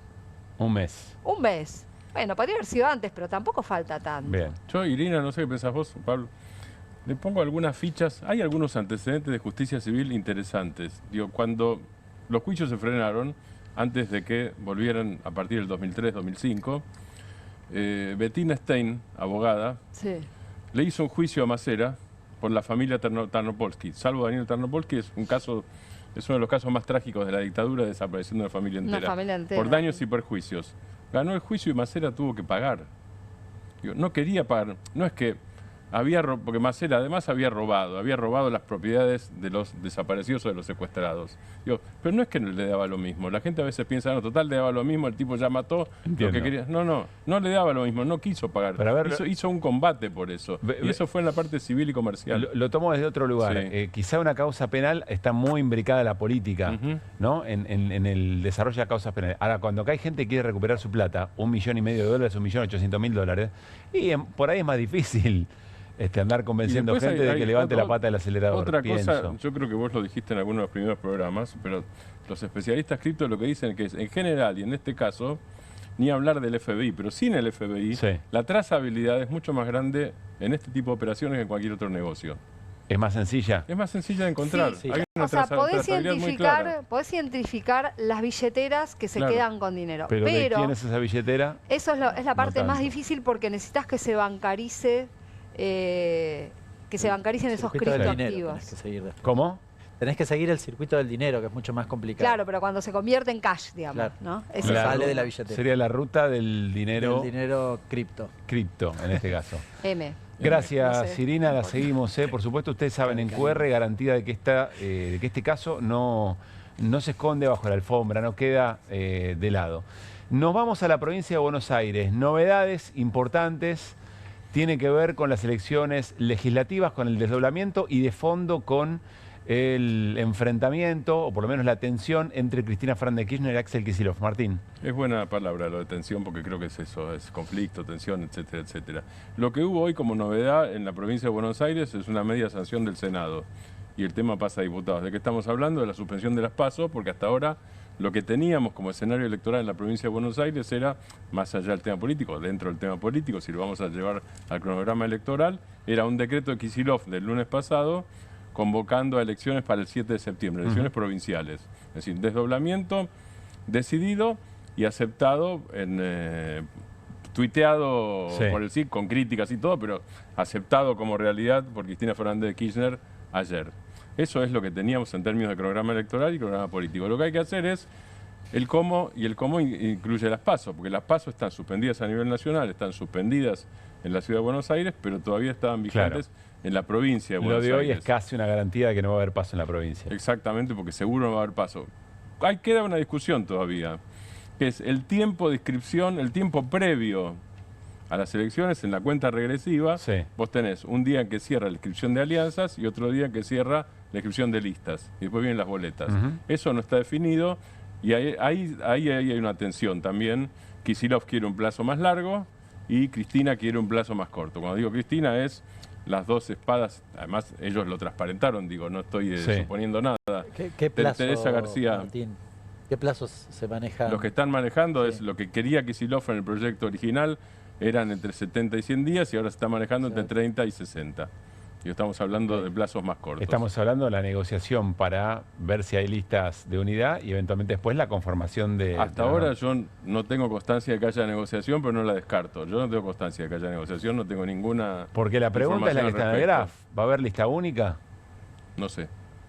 Es que si no hay internas, la opción que te queda es ir por afuera. O ir por afuera. Claro, es lista única. No hay opción acá de... Es lista única, de acuerdo exactamente. Es lista, tal cual. Y competimos. El mensaje de Cristina Fernández de Kirchner es un señalamiento hacia una lista única de unidad, ¿no? Sí, sí, claro. Me lo ha dicho en más de una oportunidad. Y después, si hay lista única, será la discusión de cuántos espacios, cuántos lugares para cada espacio. Perdón, la producción está obsesionada con esta. ¿Ustedes vieron las fotos que elige la producción cada vez que hablamos de este tema, no? No, siempre la misma. Es como, está como melancólico, esperanzada, depende cómo se vea. Dice que representa a la gente que no ve. Bueno, mira esta. Hay como un metamensaje permanentemente, ¿no? Juega la producción, ¿no? La producción juega. Sí, juega. Juega la lista única la producción, me parece, muy bien. Tiene una fecha.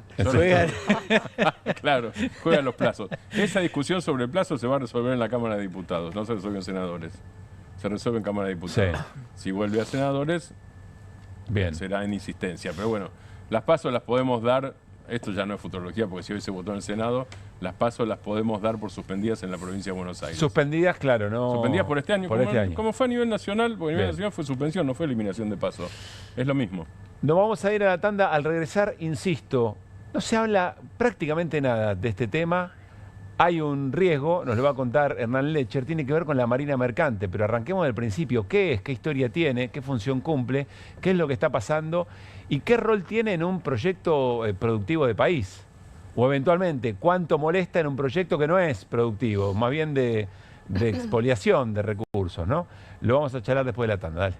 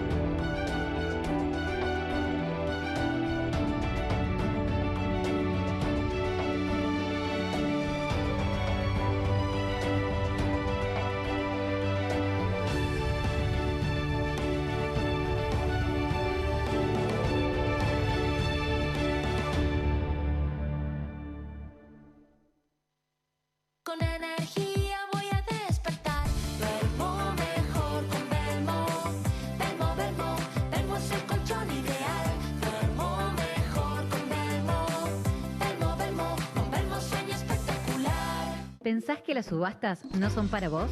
Son para todos, porque podés comprar y vender desde donde estés de manera rápida, fácil y confiable. ¿Querés participar de nuestra próxima subasta?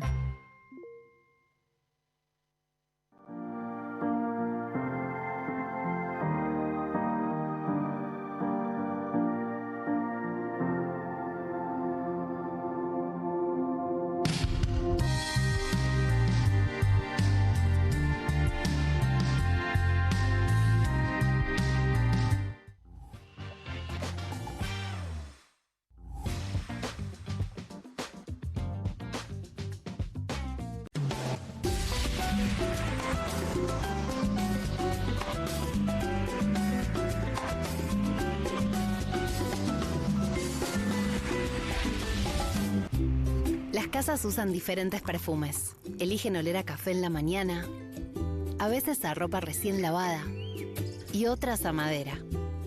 Pero cuando quieren oler a limpio, eligen Prosenex. Sentí el perfume de la limpieza.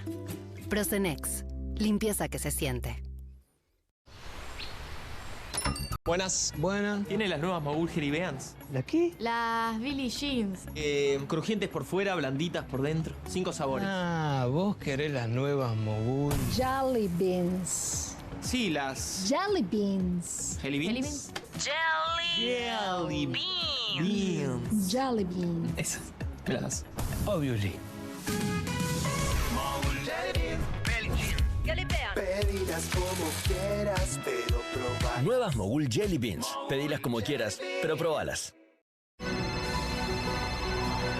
Juan, tu entrega es notable. Manejás en los tiempos difíciles. Llegás a tiempo a todas. El equipo necesita un conductor, Juan.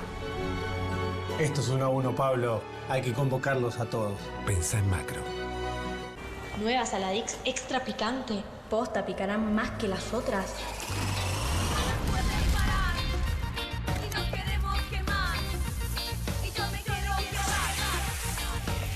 Porque tus ganas de picante son imposibles de apagar. Nueva Saladix extra picante. Qué bien me caen los que viven como si nadie los estuviese mirando. La que no se queda en el fueguito. ¿Ves como si nadie te estuviese mirando? Confía en tu frescura. Topline. Seguí la línea de tu frescura. No te compartas los datos del celu. ¿Salís? Conectate al ahorro. Con Telecentro Wi-Fi prepago podés tener el giga más barato para usar internet fuera de tu casa. Conseguilo en Mercado Pago y disfrutá 10 gigas desde 599 pesos. Telecentro, conectando con vos. Bienvenido a todo Latinoamérica. Caras TV llegó a DirecTV, el canal de las celebridades. Entretenimiento exclusivo las 24 horas del día. Más Caras, con la conducción de Héctor Maugeri. Red Carpet, Caras News, Caras Realeza, Caras Fashion, Caras TV. Llegó a DirecTV. Contenidos exclusivos para toda Latinoamérica. Estudia en la Facultad de Comunicación y en la mayor redacción de América. USBA, Universidad del Sur de Buenos Aires. La Universidad del Grupo Perfil. Licenciatura en Comunicación Periodística. Licenciatura en Comunicación Institucional. Títulos con reconocimiento oficial y validez nacional. Inscribite a las reuniones informativas en universidad@perfil.com. Aprende comunicación dentro de un medio de comunicación. USBA, Universidad del Sur de Buenos Aires. Editorial Planeta presenta Fontevecchia vs. Milei, el nuevo libro de Jorge Fontevecchia. Bitácora del surgimiento de un presidente extremo. Un análisis imprescindible para entender un gobierno impredecible. Fontevecchia vs. Milei. Disponible en ebook y librerías.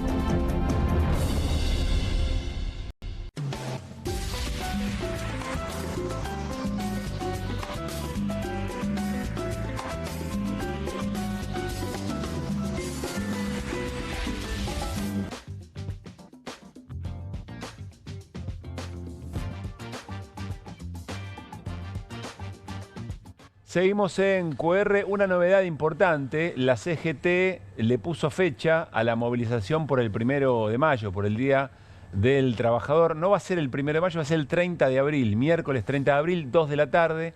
La concentración es el 9 de julio, Independencia, es el Monumento al Trabajo y es una nueva instancia, evidentemente, de protesta respecto de las políticas del gobierno de Javier Milei. Hay gestos en la platea. es un buen momento. ¿No están de acuerdo con la convocatoria? Sí. Sí, ¿por qué no? Sí, sí. Ah, no, está bien, está bien. Yo siempre me preguntaba por qué no es a Plaza de Mayo eventualmente, pero ¿por qué no? Como más angosto hacia el Monumento al Trabajo, pero está muy bien de todas maneras. Bueno, es marcho, no dije paro, dije No, marcha, marcha. es movilización. Muy bien, bueno, vamos a hablar de la Marina Mercante. Tenemos un invitado para conversar, para que nos cuente qué es lo que está pasando en este tiempo, pero antes le pregunto a Hernán Lecher, ¿qué es la Marina Mercante? Agrega Martín Granowski, ¿qué era? Habría que preguntarse. Me parece que ahí vamos entendiendo algo. Martín. Hernán, perdón. Las dos cosas. A ver, cuando hablamos de Marina Mercante, hablamos de los buques que se utilizan para básicamente la distribución de las mercaderías. Es decir, tiene que ver con la actividad comercial y la mercancía que se mueve de un lado al otro en buques. Sí. Sencillo. Eso, Marina Mercante. Donde van los containers que están en el Exactamente. puerto. La Argentina supo ser, te diría, ahora le vamos a preguntar a Mariano, pero una potencia en materia de Marina Mercante. Había una empresa estatal que llamó Elma, que supo tener 60 buques en esa propia empresa. Es decir, manejaba el comercio de mercancías en la Argentina. ¿Y eso por qué es importante? Bueno, porque básicamente ahora vamos a ver los impactos de lo que genera la desregulación. Desregulación que copia lo que pasó en la década de los 90. Esto es importante decirlo, ahora lo repasamos. Sí. Pero en la década de los 90 hay una desregulación fenomenal que hace que Elma no solo deje de existir, sino que todos esos 60 buques dejen de tener o ser propiedad del Estado, pasen a manos privadas y muchos a bandera extranjera. Con lo cual tiene un efecto fenomenalmente negativo sobre el sector de los trabajadores, pero además perdés en soberanía. Bueno, hoy está recorriendo algo parecido. Y tiene que ver con dos medidas. Una, que es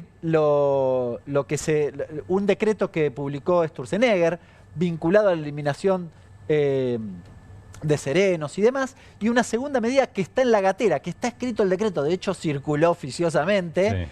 Que también apunta a desregular lo que queda, diría, de la Marina Mercante, porque como decía Martín, la década de los 90 fue tremenda en ese aspecto. Podríamos incluir la cuestión de la industria naval, que es la construcción de esos buques, claro, ¿no? Obviamente está combinado, pero me refiero específicamente a la Marina Mercante. Estos dos decretos, el que ya tiene vigencia, que lo tenemos allí, que se llama, digamos, la sigla es Reginave, y el que está en la gatera, que lo tienen ahí. Ahora, yo quiero resumir rápidamente, y lo vamos a mostrar en algunas placas, de qué se trata esta cuestión de la desregulación. Primero, elimina los serenos. El sereno es el que cuida el buque. Bien, lo elimina. Obviamente tiene impactos en materia de empleo. Estamos hablando de al menos 700 puestos de trabajo. Bien. Segundo, elimina una figura del que se llama vaqueano. ¿Lo vemos ahí chiquitito? Sí. Que es el tipo que conoce el río. El tipo que conoce el río. Es lo eliminamos. El práctico. Claro. Elimina el práctico. Sí, con lo cual ahí tenés riesgo. Es suicida en el Río de la Plata eso. Es suicida. Claro. ¿Por qué? Porque te podés quedar encallado. Claro. Ahora le voy a preguntar a Mariano, yo no soy experto en estas cuestiones. Ahora, te podés quedar encallado y armás un lío fenomenal. Hay cosas que uno va aprendiendo. Vos ves el río, no sé, el río Paraná. Y dices, bueno, los buques pasan por ahí. No pasan por ahí. Pasan por un lugar donde... el dragado lo permite. Claro, y la traza está ahí, es decir, no podés correrte para cualquier lado. ¿Bien? Si le pifiás porque no tenés el vaqueano, que no te dice por dónde ir, tenés un serio problema. Bueno. ¿Se acuerdan? Nada que ver con esto, pero ¿se acuerdan el problema que hubo? Si no me equivoco, era Asia. Sí, claro, en el canal de Suez. Claro. Que se encalló un buque, no pasaba nadie. No pasaba nadie. Se frenó el comercio mundial prácticamente. Era muy finito. Sí. Con lo cual... El vaqueano le falló en ese caso. Y acá quizás lo más importante de la desregulación que plantean ahora. ¿Qué quieren hacer? La posibilidad de que en los buques de cabotaje, es decir, los buques que hacen Marina Mercante dentro de la Argentina, puedan participar buques de bandera extranjera. Esto tiene dos efectos. Lo primero de soberanía. Ningún país... ¿Vos te creés que en Estados Unidos los buques que andan por adentro, por el Mississippi, tienen bandera de donde se te pinte? Ni loco. Acá solo quieren hacer eso. Y hay una cosa muy grave para los trabajadores en sí mismos. Yo soy un buque que le pongo la bandera de Panamá. Sí. Entonces te contrato a vos, Pablo. Subís al buque.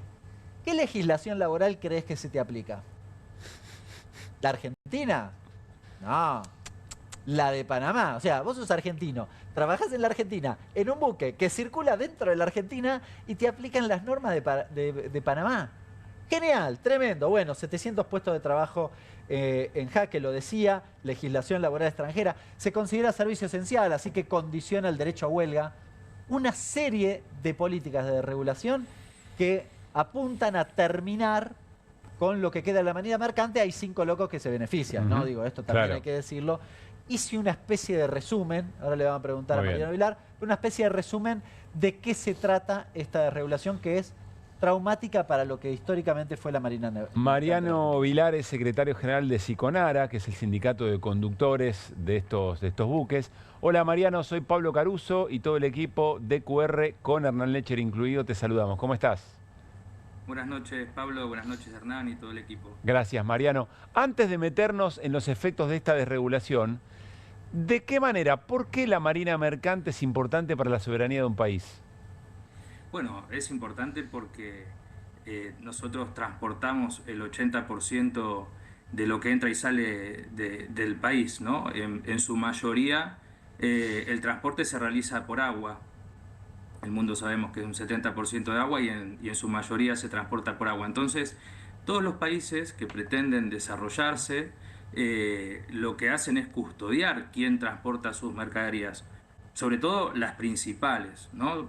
Por ejemplo, una de ellas es los combustibles. Vos no dejarías en mano de otro que, por ejemplo, te transporte el combustible a las usinas termoeléctricas o transporte tu crudo para ser procesado en tus refinerías.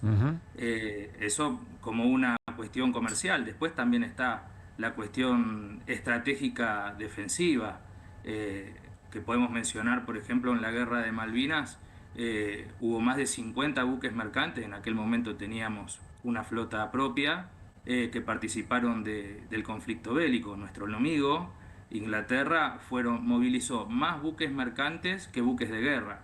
Entonces, tiene 2 aristas muy importantes la Marina Mercante para todo país soberano. Uno, su independencia económica y controlar cómo mueve y de qué manera sus bienes y sus productos, tanto lo que ingresa como lo que se exporta, y después, por supuesto, en su defensa. Es decir, Mariano, más allá del negocio que puede implicar, por ejemplo, para un privado, trabajar en nuestras aguas, insisto, más que el bien comercial, de control, de seguimiento, de logística, de direccionamiento de algo muy importante para la producción. ¿Va por ahí?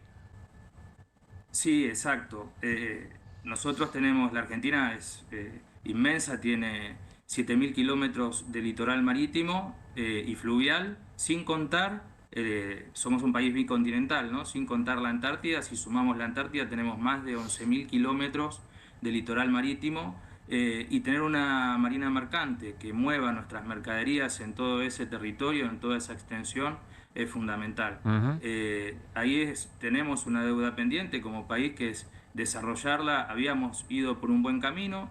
Después, en la época de los 90, como entendía ahí Hernán, que hacía una breve reseña, cómo se destruyó nuestra marina mercante aplicando políticas reguladoras como lo que quieren aplicar a otras. Ahora, en realidad ahora es mucho peor, porque en aquel momento, en la época de desregulación de Menem, no permitían trabajadores extranjeros con buques de bandera argentina. En este proyecto que está por largar el gobierno, sí permite trabajadores extranjeros navegando con bandera argentina. Es terrible. Hernán. Mariano, a ver, ¿cuál sería el objetivo buscado, positivo en principio, se supone, por Sturzenegger y Milei, de la desregulación? Y si ese objetivo realmente se lograría con esta medida o no. Bueno, yo te leo lo que dice el proyecto de decreto y después te puedo decir lo que yo pienso. Si estás de acuerdo. Dale. Lo que dice el proyecto de decreto es que facilitaría la promoción de una marina mercante propia. La realidad es que lo único que ataca a este proyecto de decreto son derechos laborales. El derecho a huelga, como bien vos dijiste, nos declara servicio esencial cuando realmente no lo necesitamos. En ningún momento, por algún conflicto salarial del sector o gremial más que salarial, hemos dejado a la Argentina, por ejemplo, sin transportar combustibles. En ningún momento se apagó una usina termoeléctrica por no tener gasoil, porque no lo han transportado nuestros compañeros. Con lo cual es lisa y llanamente una restricción del derecho a huelga. Y después la otra intención es netamente bajar costos laborales, le dicen ellos. Lo que nosotros hablamos es de directamente una derogación de los convenios colectivos de trabajo que están en nuestra actividad, y permitir la navegación de personal extranjero en los buques argentinos. Lo que yo pienso es que eso es lo que dice el decreto, ¿no? Por un lado, de promover la marina mercante, cosa que no sería así, porque no están atacando la cuestión de fondo. ¿Cuál sería la cuestión de fondo en un régimen de promoción? Es facilitar, por ejemplo, ventajas impositivas que permitan la competencia entre los países. ¿Por qué una empresa elegiría otra bandera en comparación a la Argentina? Eso no ocurre, porque solamente no es el costo laboral lo que hace que un empresario se decida a dónde va a poner su barco, si en una bandera argentina o, por ejemplo, en una bandera paraguaya. Si vos fueras empresario, Hernán, una bandera, en Argentina te cobramos el 35% de impuesto a las ganancias. En Paraguay pagás el 10% de impuesto a las ganancias. Si en Argentina te cobramos el precio del combustible, un buque consume aproximadamente 20.000 litros de gasoil por día, ¿no? Eso es lo que consume un buque. Si vas a cargar combustible, lo pagás al mismo precio del surtidor, que nosotros cargamos 40 litros, paga lo mismo que quien carga 20.000 litros. Mientras que si arriás la bandera argentina, bajás la bandera argentina y le pones la bandera paraguaya, ya de movida te estás ahorrando el 21%. Claro. Está clarísimo. Si vos fueras empresario, ¿a dónde vas a poner tu capital? ¿Con bandera argentina o con bandera de conveniencia, como puede ser la bandera paraguaya? Martín. Entonces, eso por un lado. Y por lo otro, lo que yo interpreto de este decreto es una entrega de soberanía, que pretenden entregar la soberanía argentina a intereses extranjeros. Martín Granowski tiene última pregunta. Mariano, por lo que comentabas vos y comentaba Hernán antes sobre la década del 90 y el desmantelamiento de ELMA, y relacionado con esto que decías recién de las banderas, ¿qué porcentaje hay de barcos de marina mercante con bandera argentina circulando por aguas argentinas y qué porcentaje, por ejemplo, con bandera paraguaya o panameña? Bueno, en lo que es navegación internacional, tráfico internacional entre otros países a mar abierto, digamos, cero. Nosotros no tenemos ningún buque que haga tráfico internacional hoy por hoy. Se desmanteló por completo la marina mercante que hace tráfico internacional. Sí queda el cabotaje. Y te tiro un dato. Argentina gasta en este tráfico, por ejemplo, en sacar, cuando vende sus hojas, sus exportaciones de trigo, entre 6.000 y 7.000 millones de dólares por año. Todo eso se va afuera. Nada queda en la Argentina por no tener marina mercante. Y en lo que hace al cabotaje... Qué dato ese, ¿eh? ¿Viste? Es muy importante porque esas son divisas que bien podrían ayudar y no solo nos evitamos de gastarlas, sino que le damos trabajo a nuestros compatriotas. La industria naval, por ejemplo, está bien llamada la madre de industrias, porque te mueve todo lo que es la acería, la fabricación de motores, materiales eléctricos, ¿no? Todo lo que genera un buque, que es en sí una ciudad flotante. Y en lo que hace al cabotaje, para responderte tu pregunta, el cabotaje marítimo, hoy por hoy tenemos 40 barcos, en su mayoría petroleros, funcionando con bandera argentina o con bandera, se denomina waiver, es una denominación bastante técnica del sector, que lo que hace es permitir con bandera extranjera ingresar a trabajar al país, pero con tratamiento argentino. Toda la legislación que rige a bordo es tratamiento argentino. En esa situación son 40 barcos. Y después la marina mercante tenemos remolcadores de empuje, remolcadores de puerto y areneros. Somos el primer eslabón de varias cadenas productivas. Por ejemplo, la construcción.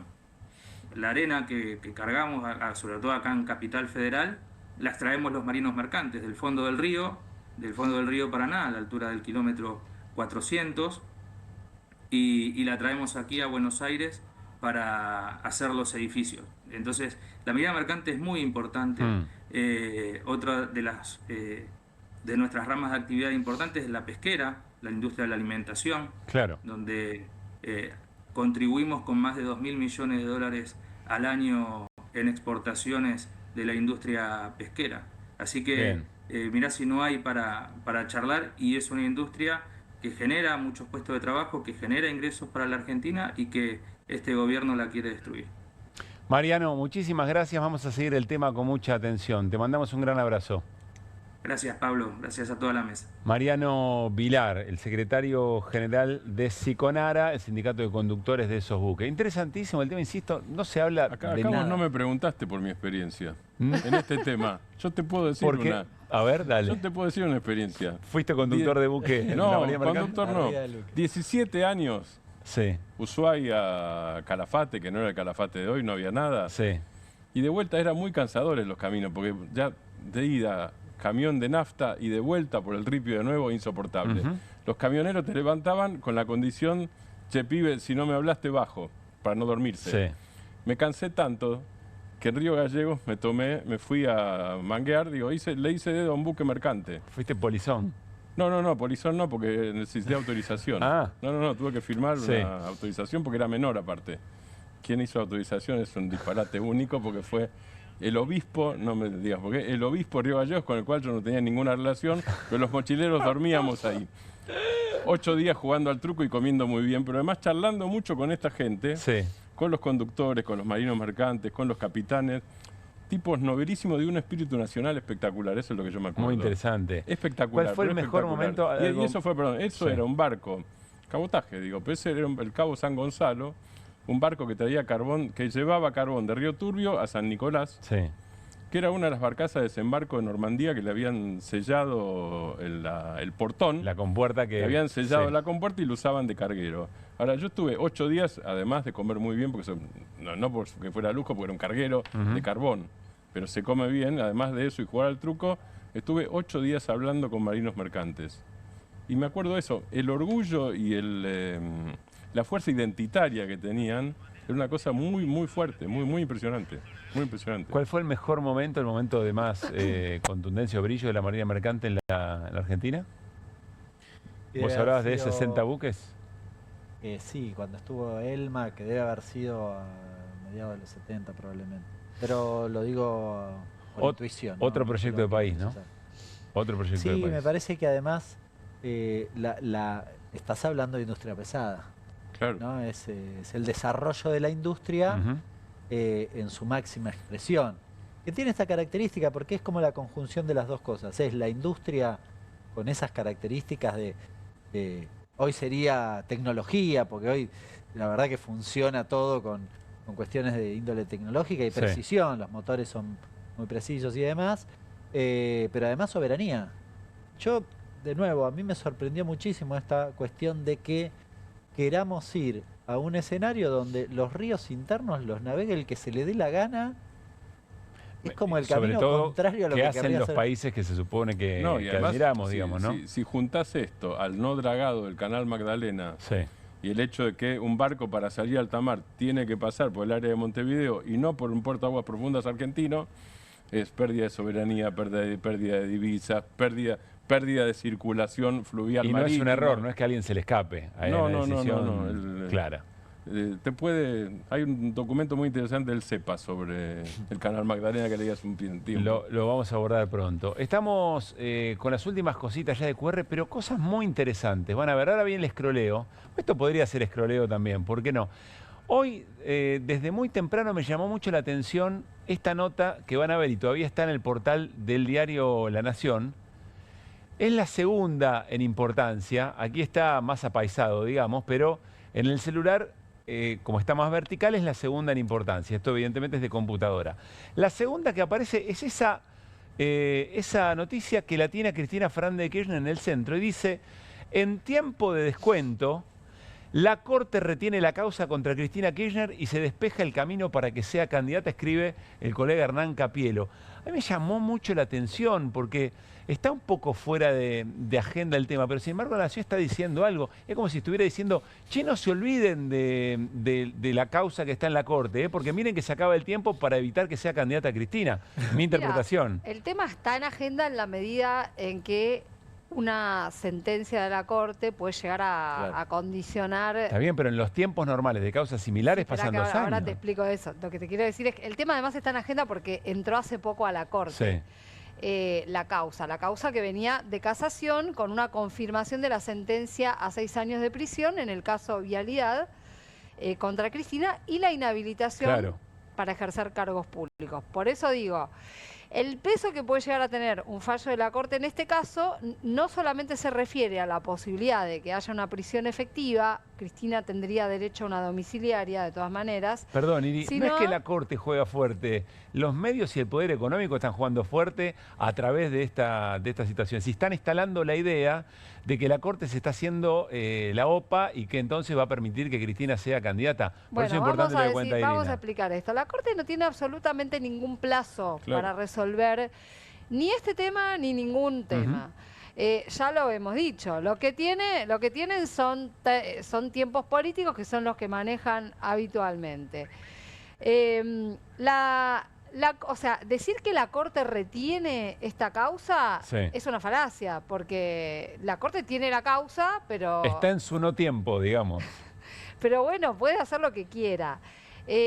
Puede mandársela al Procurador General de la Nación para pedir una opinión, que es algo que posiblemente suceda.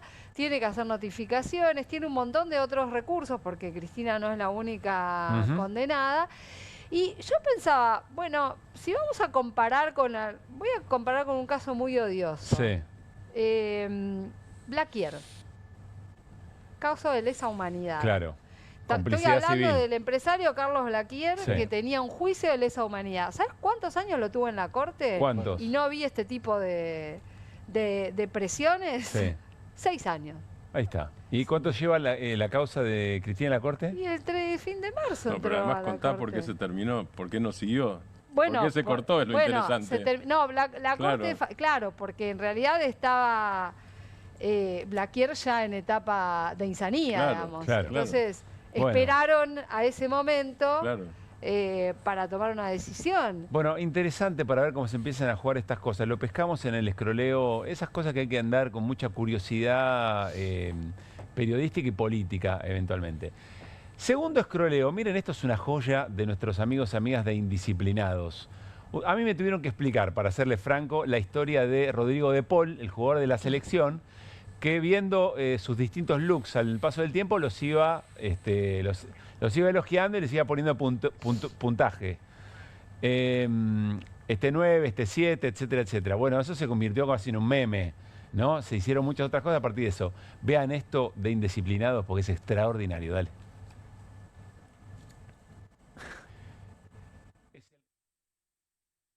No, terrible ese. ¿De bueno o de malo? De bueno. Se doy un 8. Que puede ser 9 si me agarrás relajado, pero te voy a dar un 8. Se usaba, fue hace varios años. Dale, pasa. 10, boludo. Dale. Camina. Qué hondero ese, para el verano. ¿El look? 8,5. ¿8,5? 8,5. De la Rúa es 8,5, a ver. ¿No te qué? Le voy a poner un 7. No me disgusta. 10 de 10. 10. Mal. Este para mí es el mejor. Epa. Te puedo hacer la doble, ¿entendés? No es que solo voy acá. Epa. Poner un 9 para que la gente no diga este Gil que se cree que es. Mejoré con los años, Sí, no, está mucho mejor. No, terrible ese. Es extraordinario. Felicitaciones, felicitaciones. ¿Qué le voy a decir? El humor, la repentización, encontrarle un fundamento político a estas cosas, la verdad, dice mucho más que un montón de otras cosas que podamos decir en 2 horas de programa o en 5 horas de entrevista, presidente. Bueno, ¿tenemos uno más? Esto lo mandó Martín Granowski, lo mandamos al frente, se hace cargo él. Sí. Yo tengo las cartas, dice Donald Trump. Las cartas son hechas en China, le dice Xi Jinping. Sí. Estás muy afilado, Martín, con todo esto. Quiero decir que la cantidad de cosas que se están produciendo en redes respecto de la capacidad de producción que tiene China y lo que está pasando en Estados Unidos es impresionante. Nunca había los chinos tan zarpados.